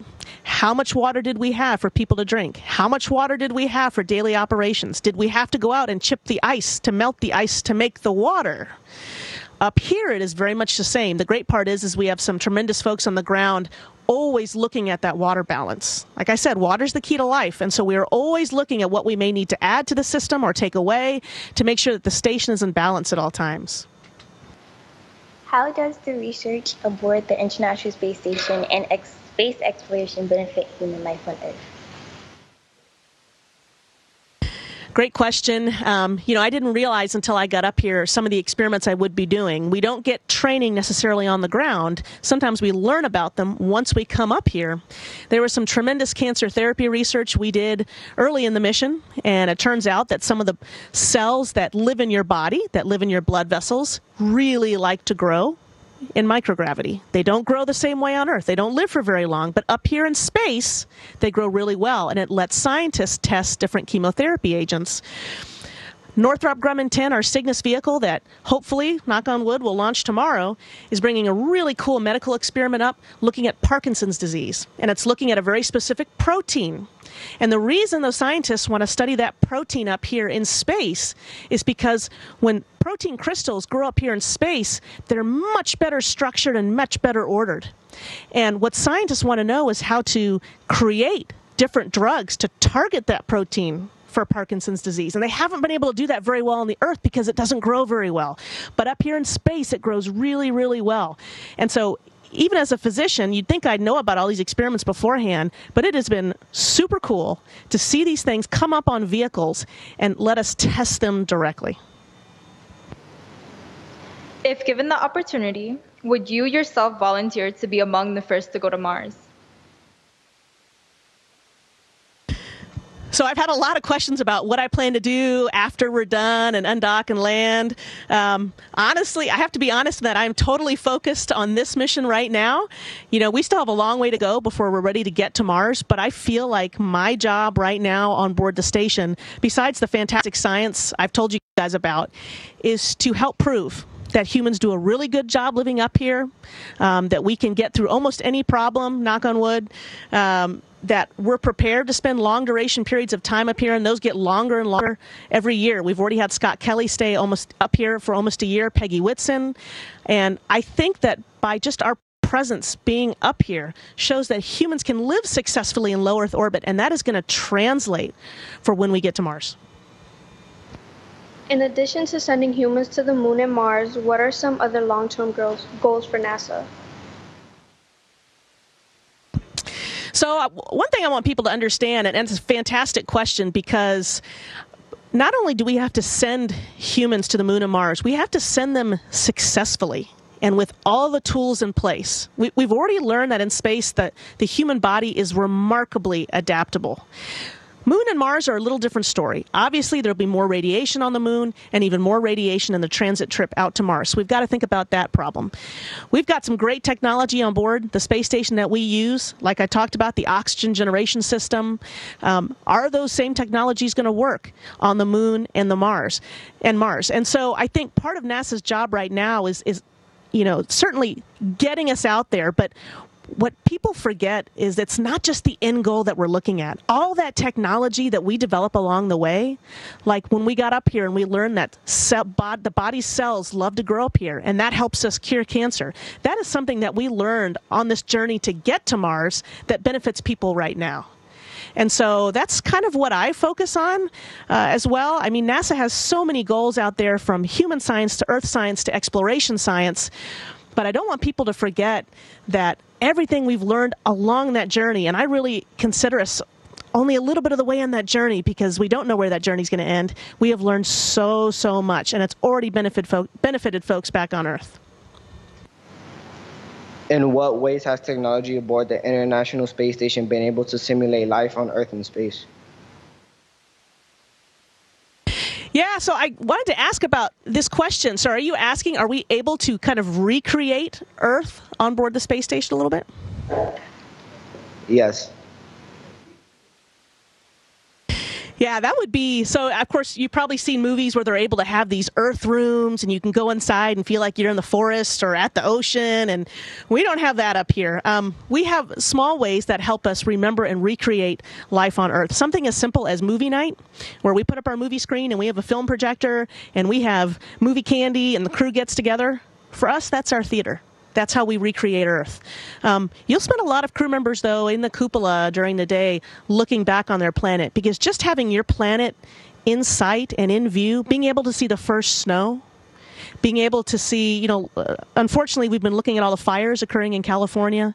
And so for us, that makes us feel closer to our home planet. I hope someday virtual reality does come in and we're able to recreate these tremendous virtual reality rooms where you actually feel like you're there. We're not there yet, but we're getting there. How do exercise routines differ from person to person aboard the International Space Station? So the specifics of the exercise routine definitely differs from person to person. We have a person on the ground, they're called our ACER, and those are the folks that look after us while we are up here. And we essentially get exercise prescriptions, just like you get a prescription from a doctor's office. And depending on your height, your weight, and your strength level, they will alter that prescription for you. Now, that being said, every astronaut every day exercises anywhere from 2 to 2.5 hours. We get 1 hour of aerobic activity, which is either on our treadmill or our exercise bike, and we get 1 to 1.5 hours on our weight machine. And you may think, well, how do weights work in space? I mean, weights don't weigh anything, so how do you generate load? Well, we do that with special vacuum tubes, and we can generate up to almost 600 pounds. So you can name the lift: squats, deadlifts, bench press, shoulder press. We can do it up here, and we do it every day because that's one of those main countermeasures I talked about to prevent that loss of bone and muscle while we're up here. Why is human space exploration worth the risk? That's a very big question. I think you will get different answers from different people. Part of my answer, my personal answer, kind of harkens back to what I talked about just a few minutes ago, and that's what you learn along the way. Certainly as humans, we are not a stagnant species. We are not meant to stay in one place. We have explored this planet from the very beginnings of time, and will continue to explore. And what you learn along the way, what you've developed along the way, is what really brings a tremendous amount of benefit back to Earth at that time. So we continually have people that push boundaries and ask what's possible and what's not possible. And by pushing those boundaries of what's possible, new inventions, new experiments pop out that we had no idea existed. And so a lot of the technology that's used on Earth right now, even mammogram technology, is stuff that was invented by the space program as we pushed to get this orbiting laboratory in place. And so it's worth the risk because of everything we gain along the way. And again, I don't want people to think that all the gain comes right at the end. I'd say the majority of the gain comes right along that journey until we get there. What animals would have the greatest likelihood of surviving on the ISS with humans? Well, I wish I had my 2 dogs up here because I do miss them quite a bit. But certainly we have had animals on board the space station. We've had mice who have done quite well. We've had bees. We've had spiders. It was very interesting to study the mice because you watch them initially float. And when we get up here to the space station for the first time, we are not very graceful. We're holding on to everything tightly. We don't know how to use our feet. It's not natural for us to flip our feet up onto multiple walls and work in different directions. It's very, very uncomfortable. But now that I've been up here for almost 6 months, this is very comfortable. Again, I can work on any surface. The mice were the same way. At first, you saw them flail about a bit, but then become very, very comfortable with their surroundings and float very gracefully. So I think any creature, once they get up here, would learn to do very, very well. That being said, the animals that I mentioned are the only ones we've had up on board ISS so far. Dr. Anand Chancellor, this is Principal D'Amato, and I would just like to, on behalf of our student body and our staff and our school community, thank you wholeheartedly for taking your time to speak with us today. It's been so inspiring and educational, and I know that you've made a real impact in these young people's lives. So at UPCHS, one way that we like to show our appreciation is by doing a bit of a cheer. So if you'll bear with us. We are. UP. We are. UP. We are. UP. Thank you so much. Thanks so much, University Prep Charter School. It's been awesome. Station, this is Houston ACR. That concludes the event. Thank you to all participants from the University Prep Charter High School and Station. We are now resuming operational audio content.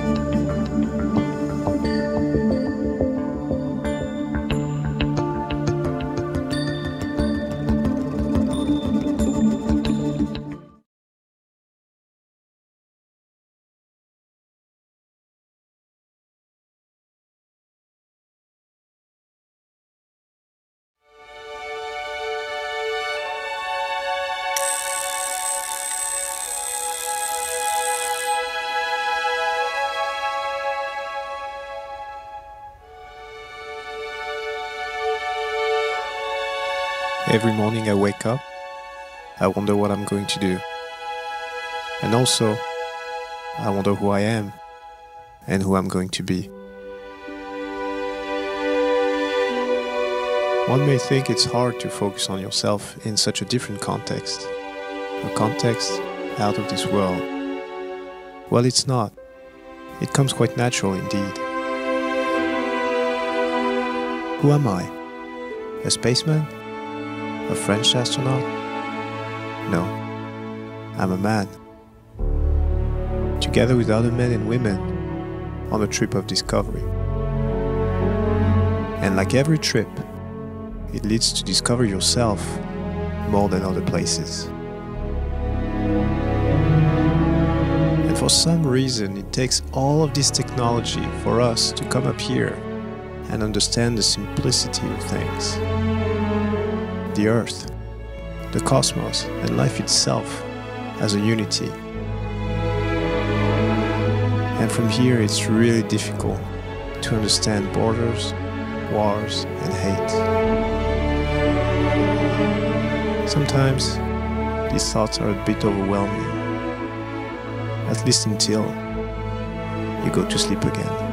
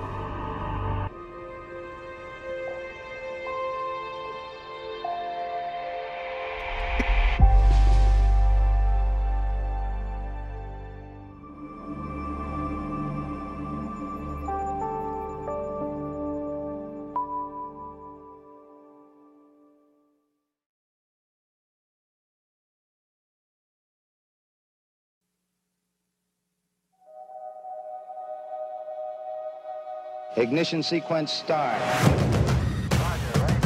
All engines are running. We have taken tremendous steps.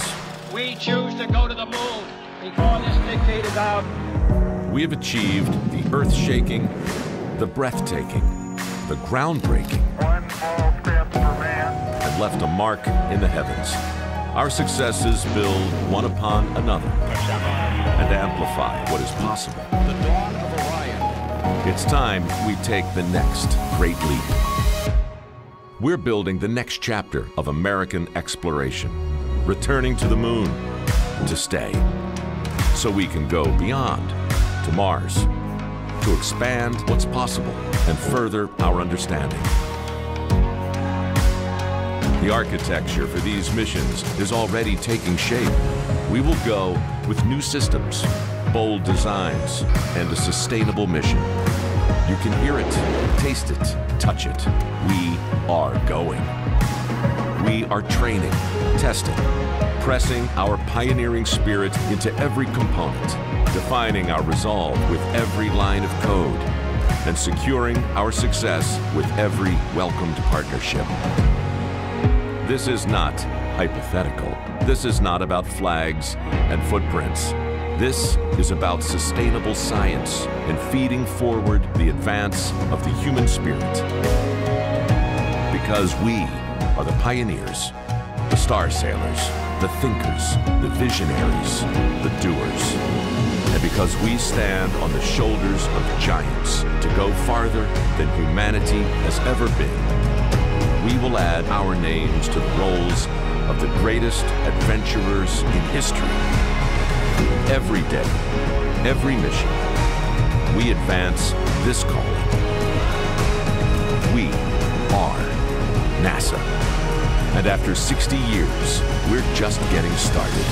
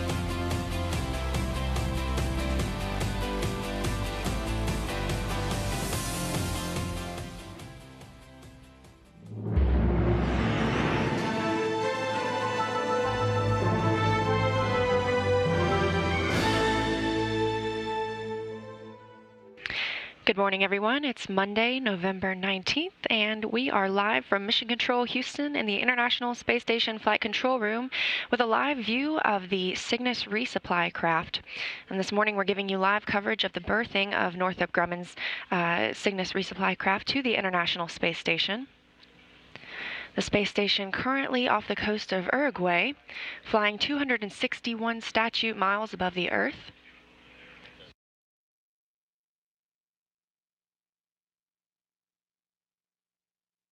In the International Space Station Flight Control Room in Houston, we have our flight director today, Anthony Varia, in communication with all of the flight controllers on the ground here in Houston. To his right, we have Capcom, that's capsule communicator Tamara York, speaking with the crew and relaying messages between them and the flight control room here. The visiting vehicle officer for today is Tom Castleberry. He's keeping tabs on the Cygnus spacecraft and is communicating its status with mission controllers here, as well as flight controllers in Dulles, Virginia, on the Northrop Grumman Cygnus flight control team. The Northrop Grumman mission director this morning is Paul Brower.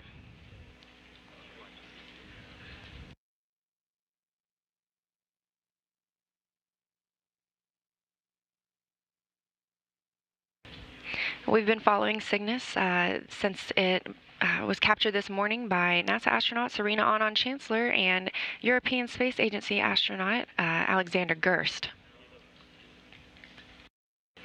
It was captured at 4:28 a.m. Central Time, and following that, controls of the robotic arm were handed over to robotics officers on the ground.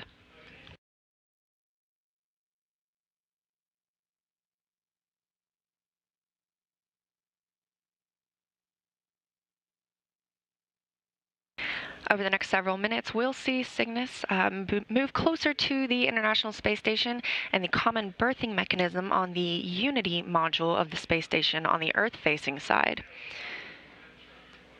You can see Cygnus moving slowly now on the left and the space station on the right, with that common berthing mechanism in the middle of the screen.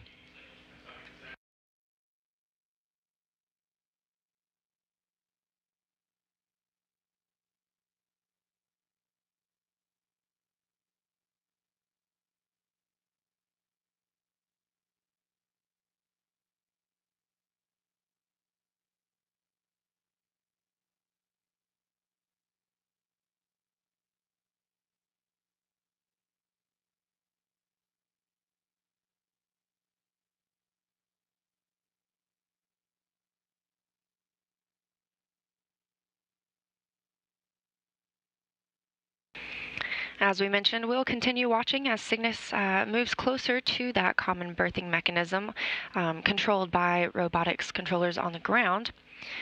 And once it reaches just a few centimeters away from the capture point, we will hold, and the flight control team will do a series of checks to make sure that the Cygnus spacecraft and the International Space Station are ready to berth. After that, the Cygnus spacecraft will be connected to the International Space Station and secured through a series of locks and latches to make sure it is held tight.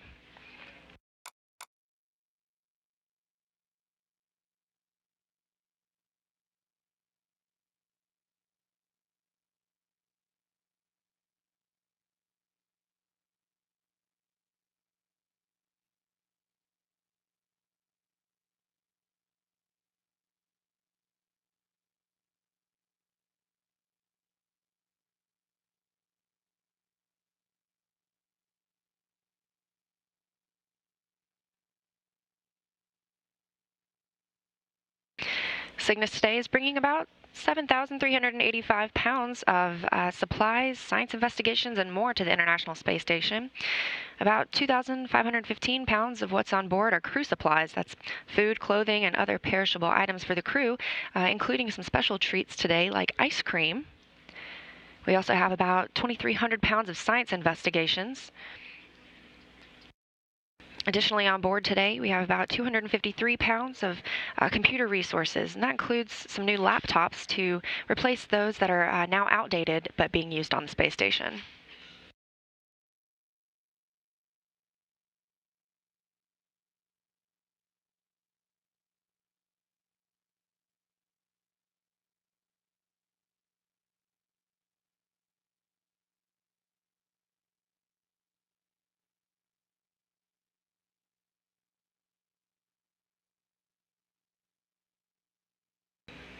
At several points throughout the capture or the berthing process this morning, we'll see that robotic arm hold, which it is currently in a hold position at the moment as flight controllers continue to make checks on the vehicle and checks on the International Space Station to ensure everything is running smoothly.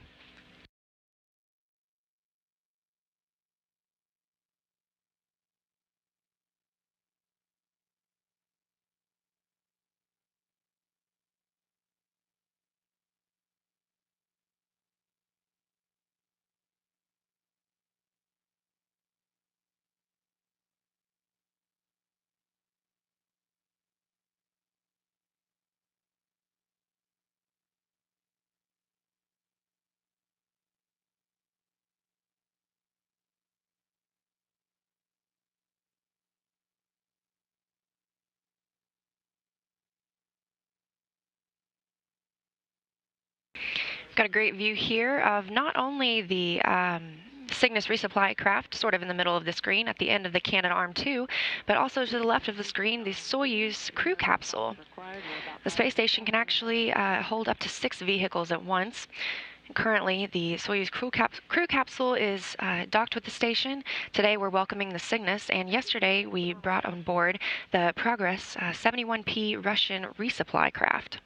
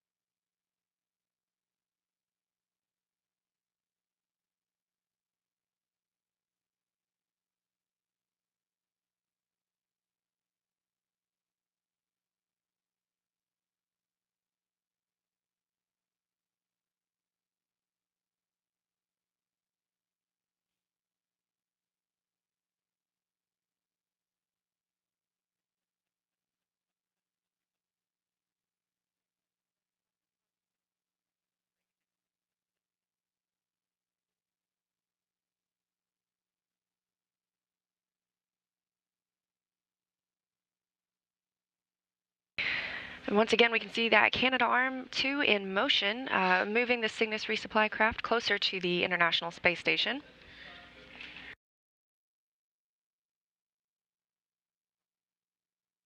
And this is a live view from the common berthing mechanism, now aligning with the Cygnus resupply craft.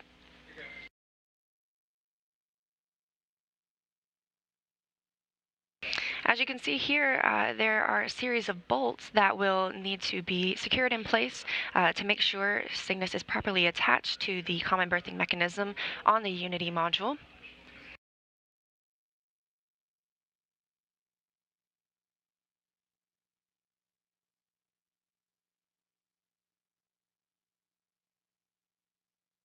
And those 16 bolts, once driven, will be our sign of second stage capture.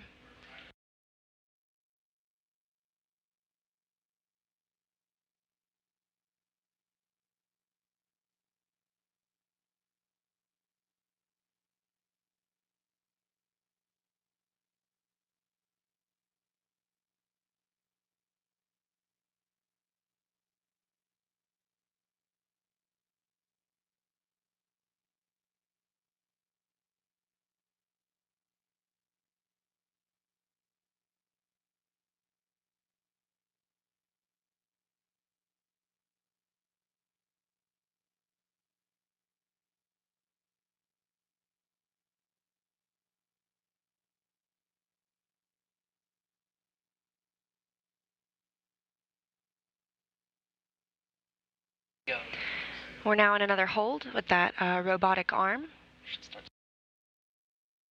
We'll start seeing it slow down as we perfect the location of the Cygnus resupply craft and bring it closer to the common berthing mechanism.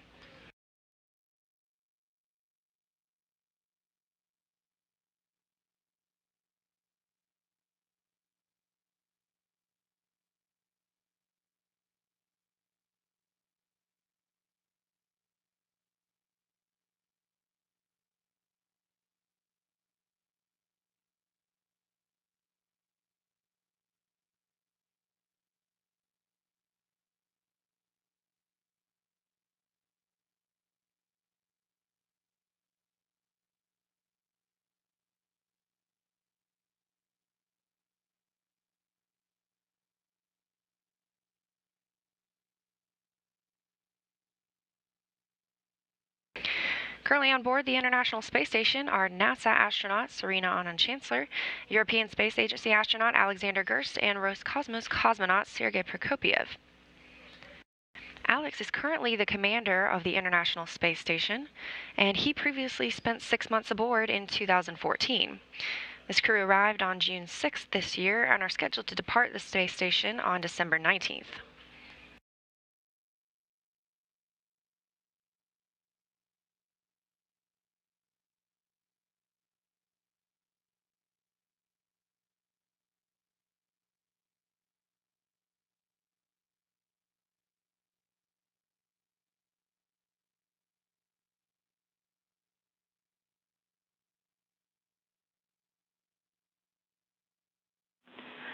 Station Houston, no response required. Exercise constraint begins now.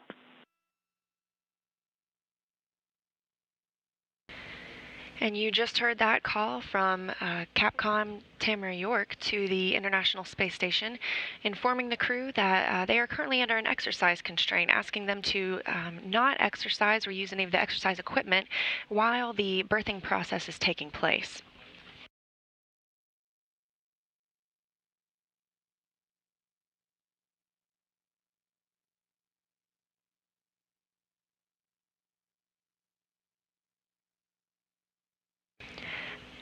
Alex and Serena actually just completed their exercise for the day, and this restraint comes at a time to allow the Cygnus resupply craft to easily dock with the space station without concern of any vibrations that come with the use of the exercise equipment on board.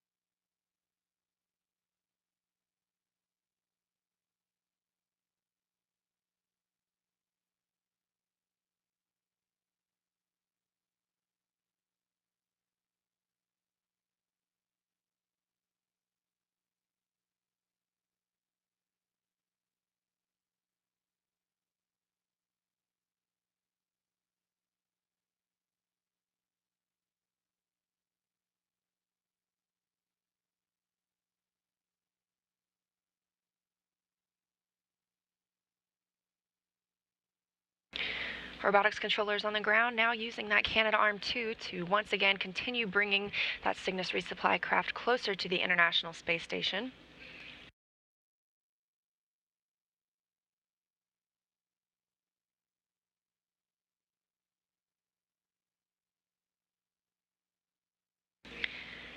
And this time, those robotics controllers plan on using this robotic arm for the next few minutes to continue to bring the craft closer until one more hold and some final checks before berthing Cygnus to the International Space Station.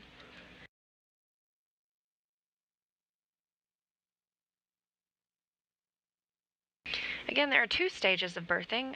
First stage, which is a series of locks, and then second stage, which is a series of bolts. So 16 bolts that will drive to secure Cygnus to the International Space Station. You can see it slowly moving toward the common berthing mechanism on the Unity module on the Earth-facing side of the space station.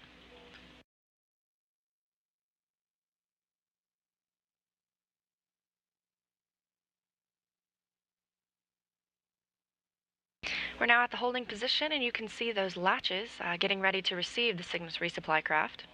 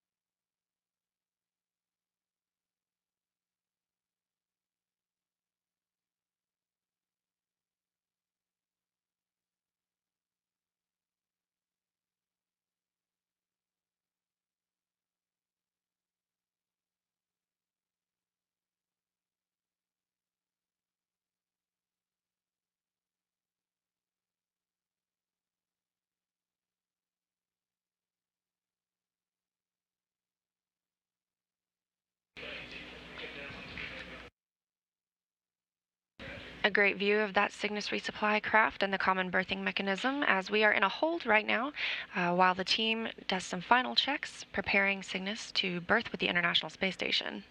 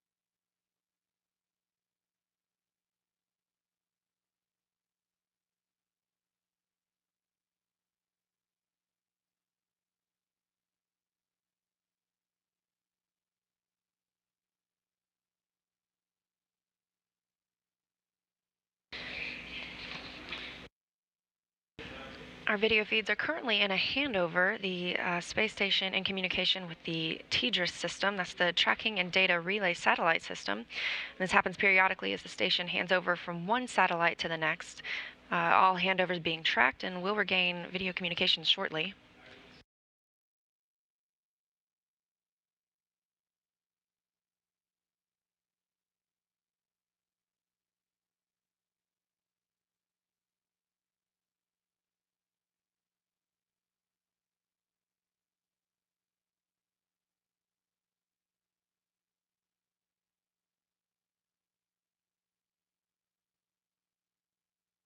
Once the Cygnus resupply craft is attached to the International Space Station, the crew will then enter later on and donning their protective equipment like goggles and masks to make sure, just in case anything has shifted around during flight, they're not affected by that.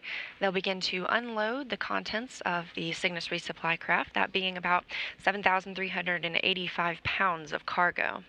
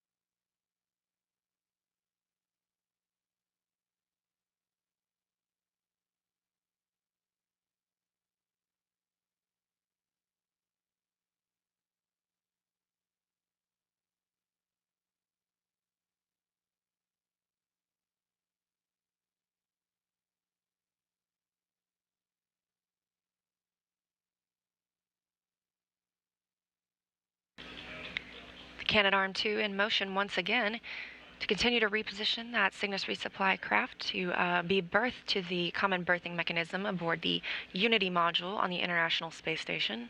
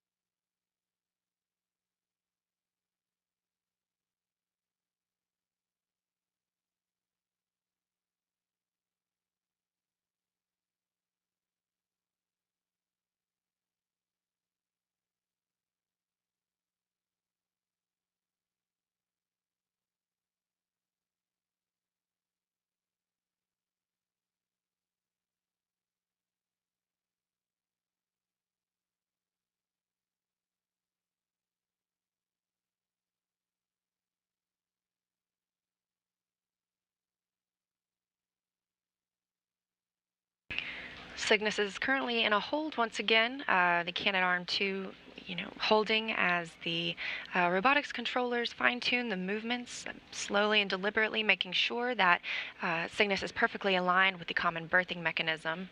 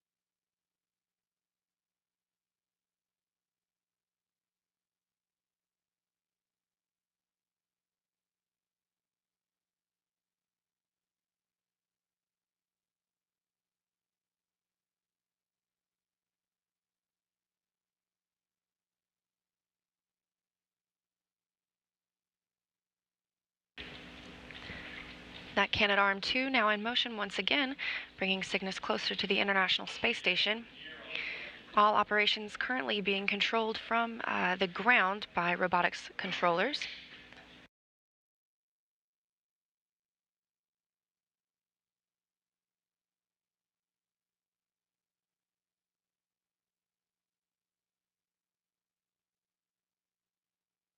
We can see Cygnus slowly moving in toward the common berthing mechanism, preparing for first and second stage capture. First being the series of latches that you see, and second being a series of 16 bolts.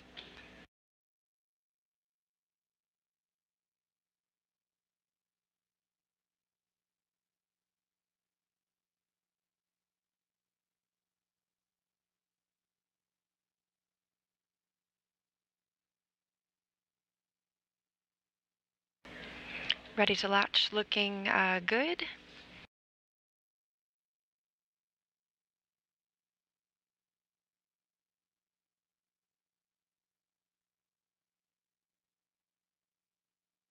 Cygnus is now currently in its berthing position and ready for first and second stage capture to begin soon.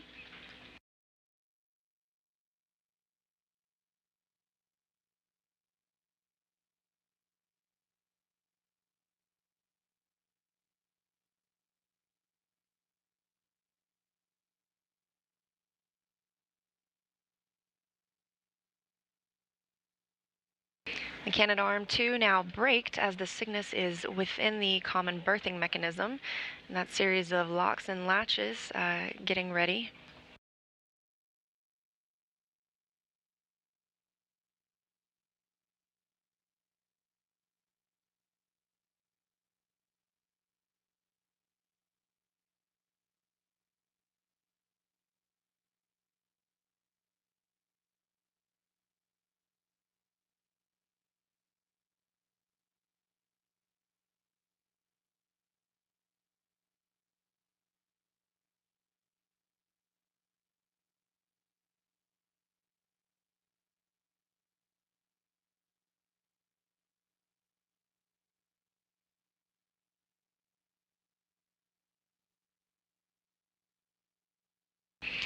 Each of the Cygnus spacecraft are named after influential individuals in the world of spaceflight, and the specific craft you see today is dedicated to John Young, former NASA astronaut. Young logged 835 hours in space throughout 6 space missions. As a member of NASA's second astronaut class, he was on the Gemini 3 flight testing the Gemini spacecraft and also flew on Gemini 10. He later served as the command module pilot on Apollo 10 and then later walked on the moon in Apollo 16. John Young also flew on the maiden flight of the space shuttle in 1981 with Bob Crippen on STS-1 and completed his time as a NASA astronaut with STS-9.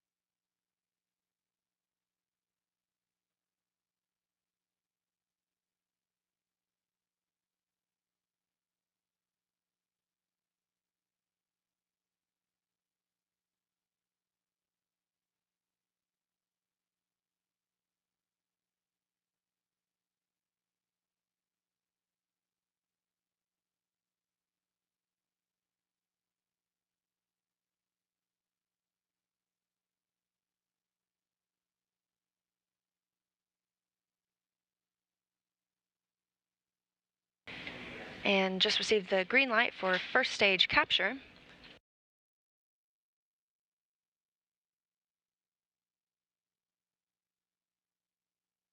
That first stage will be a series of 4 latches. And those are now in progress, securing Cygnus to the International Space Station.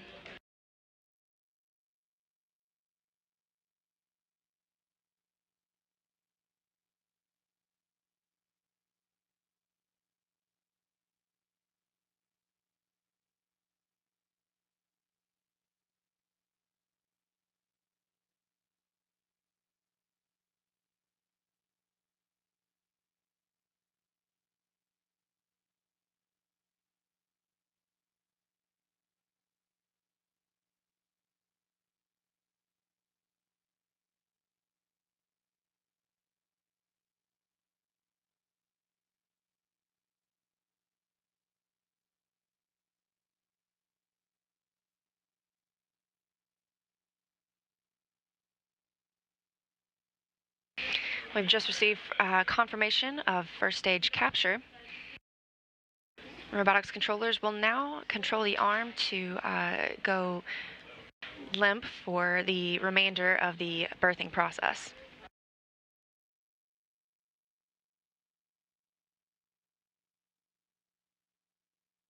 And arm is now confirmed limp. This sets up the second stage capture to begin shortly.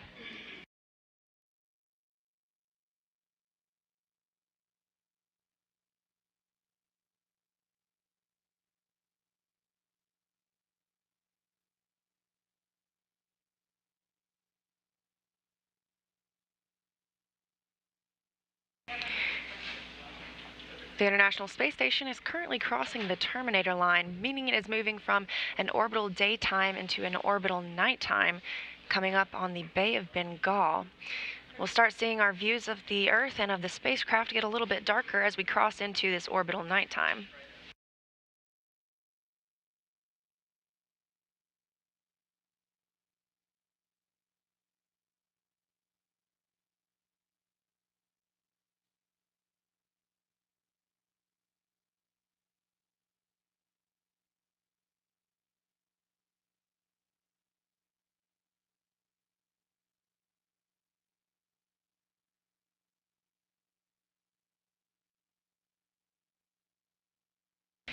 Even in orbital nighttime, all of the remaining procedures can be completed with the second stage capture coming up next, which will be the firing of 16 bolts to further secure Cygnus to the International Space Station.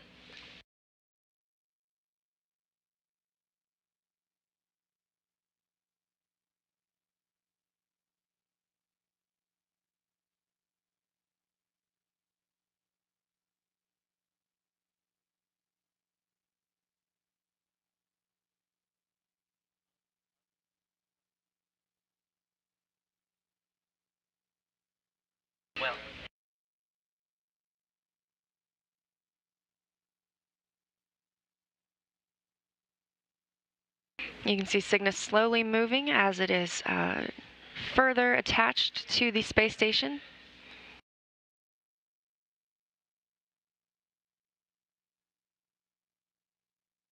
After first stage capture, which are the series of those latches, the Cygnus resupply craft is pulled into the common berthing mechanism through use of those latches. And next will be second stage capture with the bolts.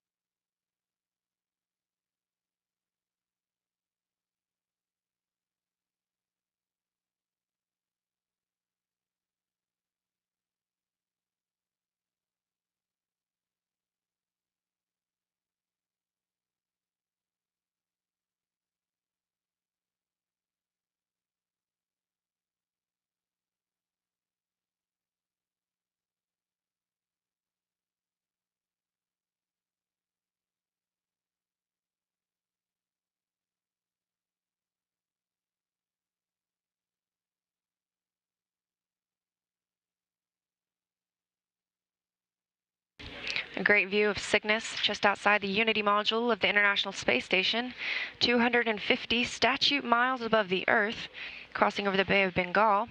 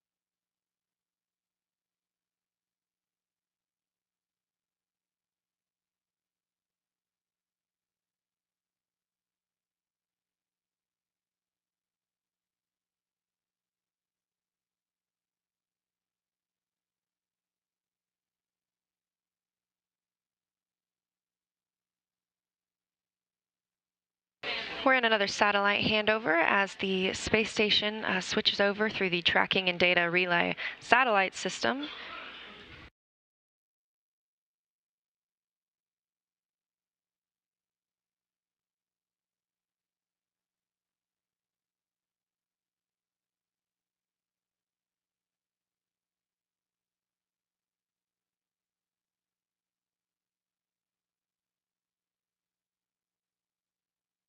This is currently a live view of Mission Control Houston and the International Space Station Flight Control Room, where flight controllers are monitoring both the International Space Station and the Cygnus spacecraft as it berths today to the Unity module.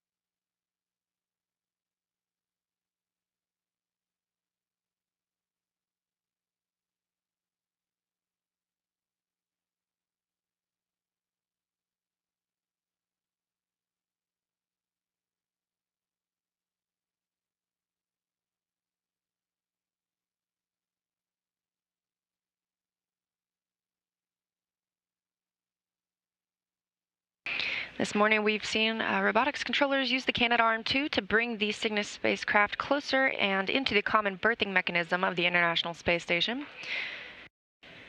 There's been a confirmed solid first stage capture.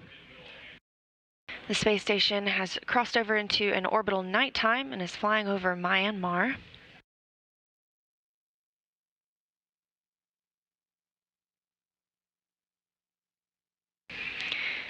We are now awaiting that second stage, where the 16 bolts will further secure the Cygnus spacecraft to the International Space Station.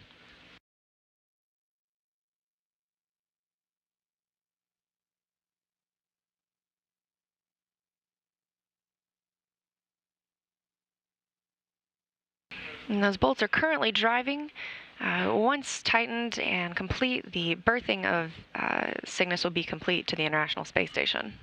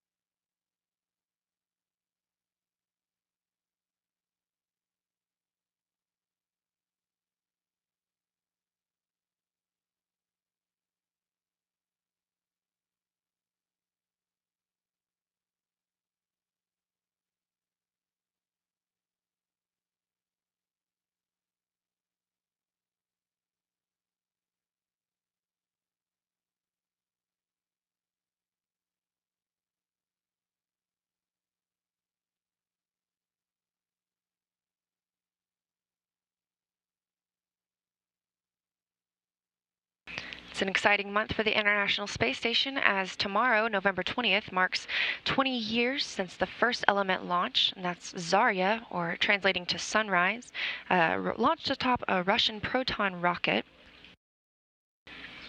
Today, Cygnus is berthing with the Unity module on the International Space Station. Unity was the second module to launch into space and mate with Zarya, Unity being the first U.S. module.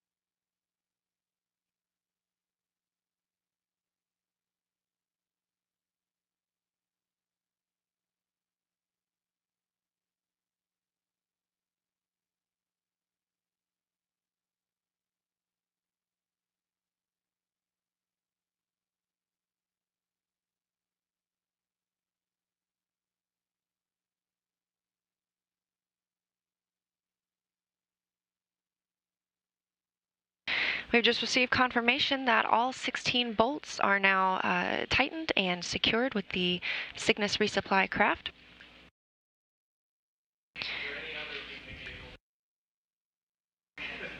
Berthing occurred at 6:31 a.m. Central Time, while the space station was 250 statute miles above eastern China.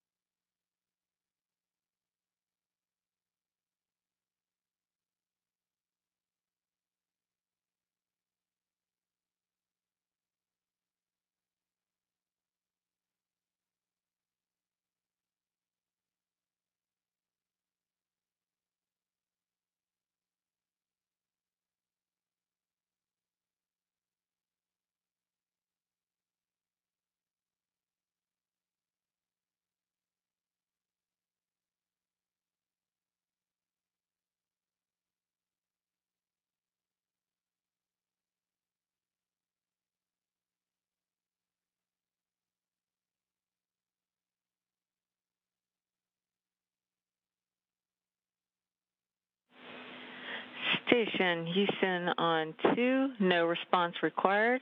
We are done with exercise constraints.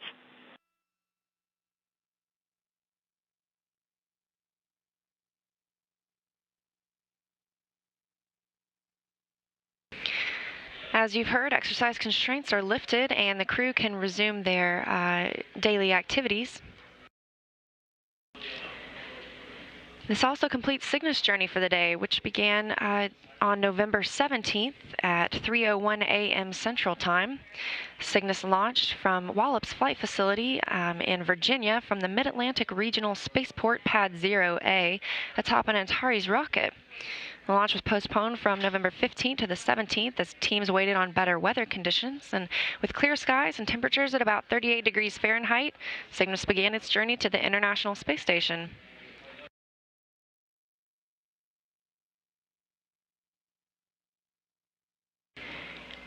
Cygnus made about a 9-minute ascent to orbit with those first stage engines firing liquid oxygen and kerosene.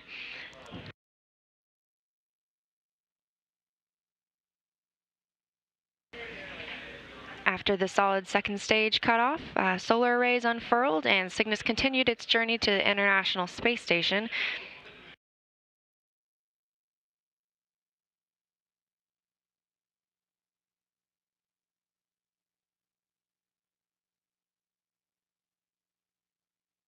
Cygnus was captured at 4:28 a.m. Central Time this morning by NASA astronaut Serena Auñón-Chancellor alongside European astronaut Alexander Gerst using the Canadarm2 and the Cupola module. After Grapple of the spacecraft, control of the robotic arm was handed over to teams on the ground who have brought the spacecraft to the station and readied it for berthing, which took place on the Earth-facing side of the space station's Unity module this morning at 6:31 a.m. Central Time.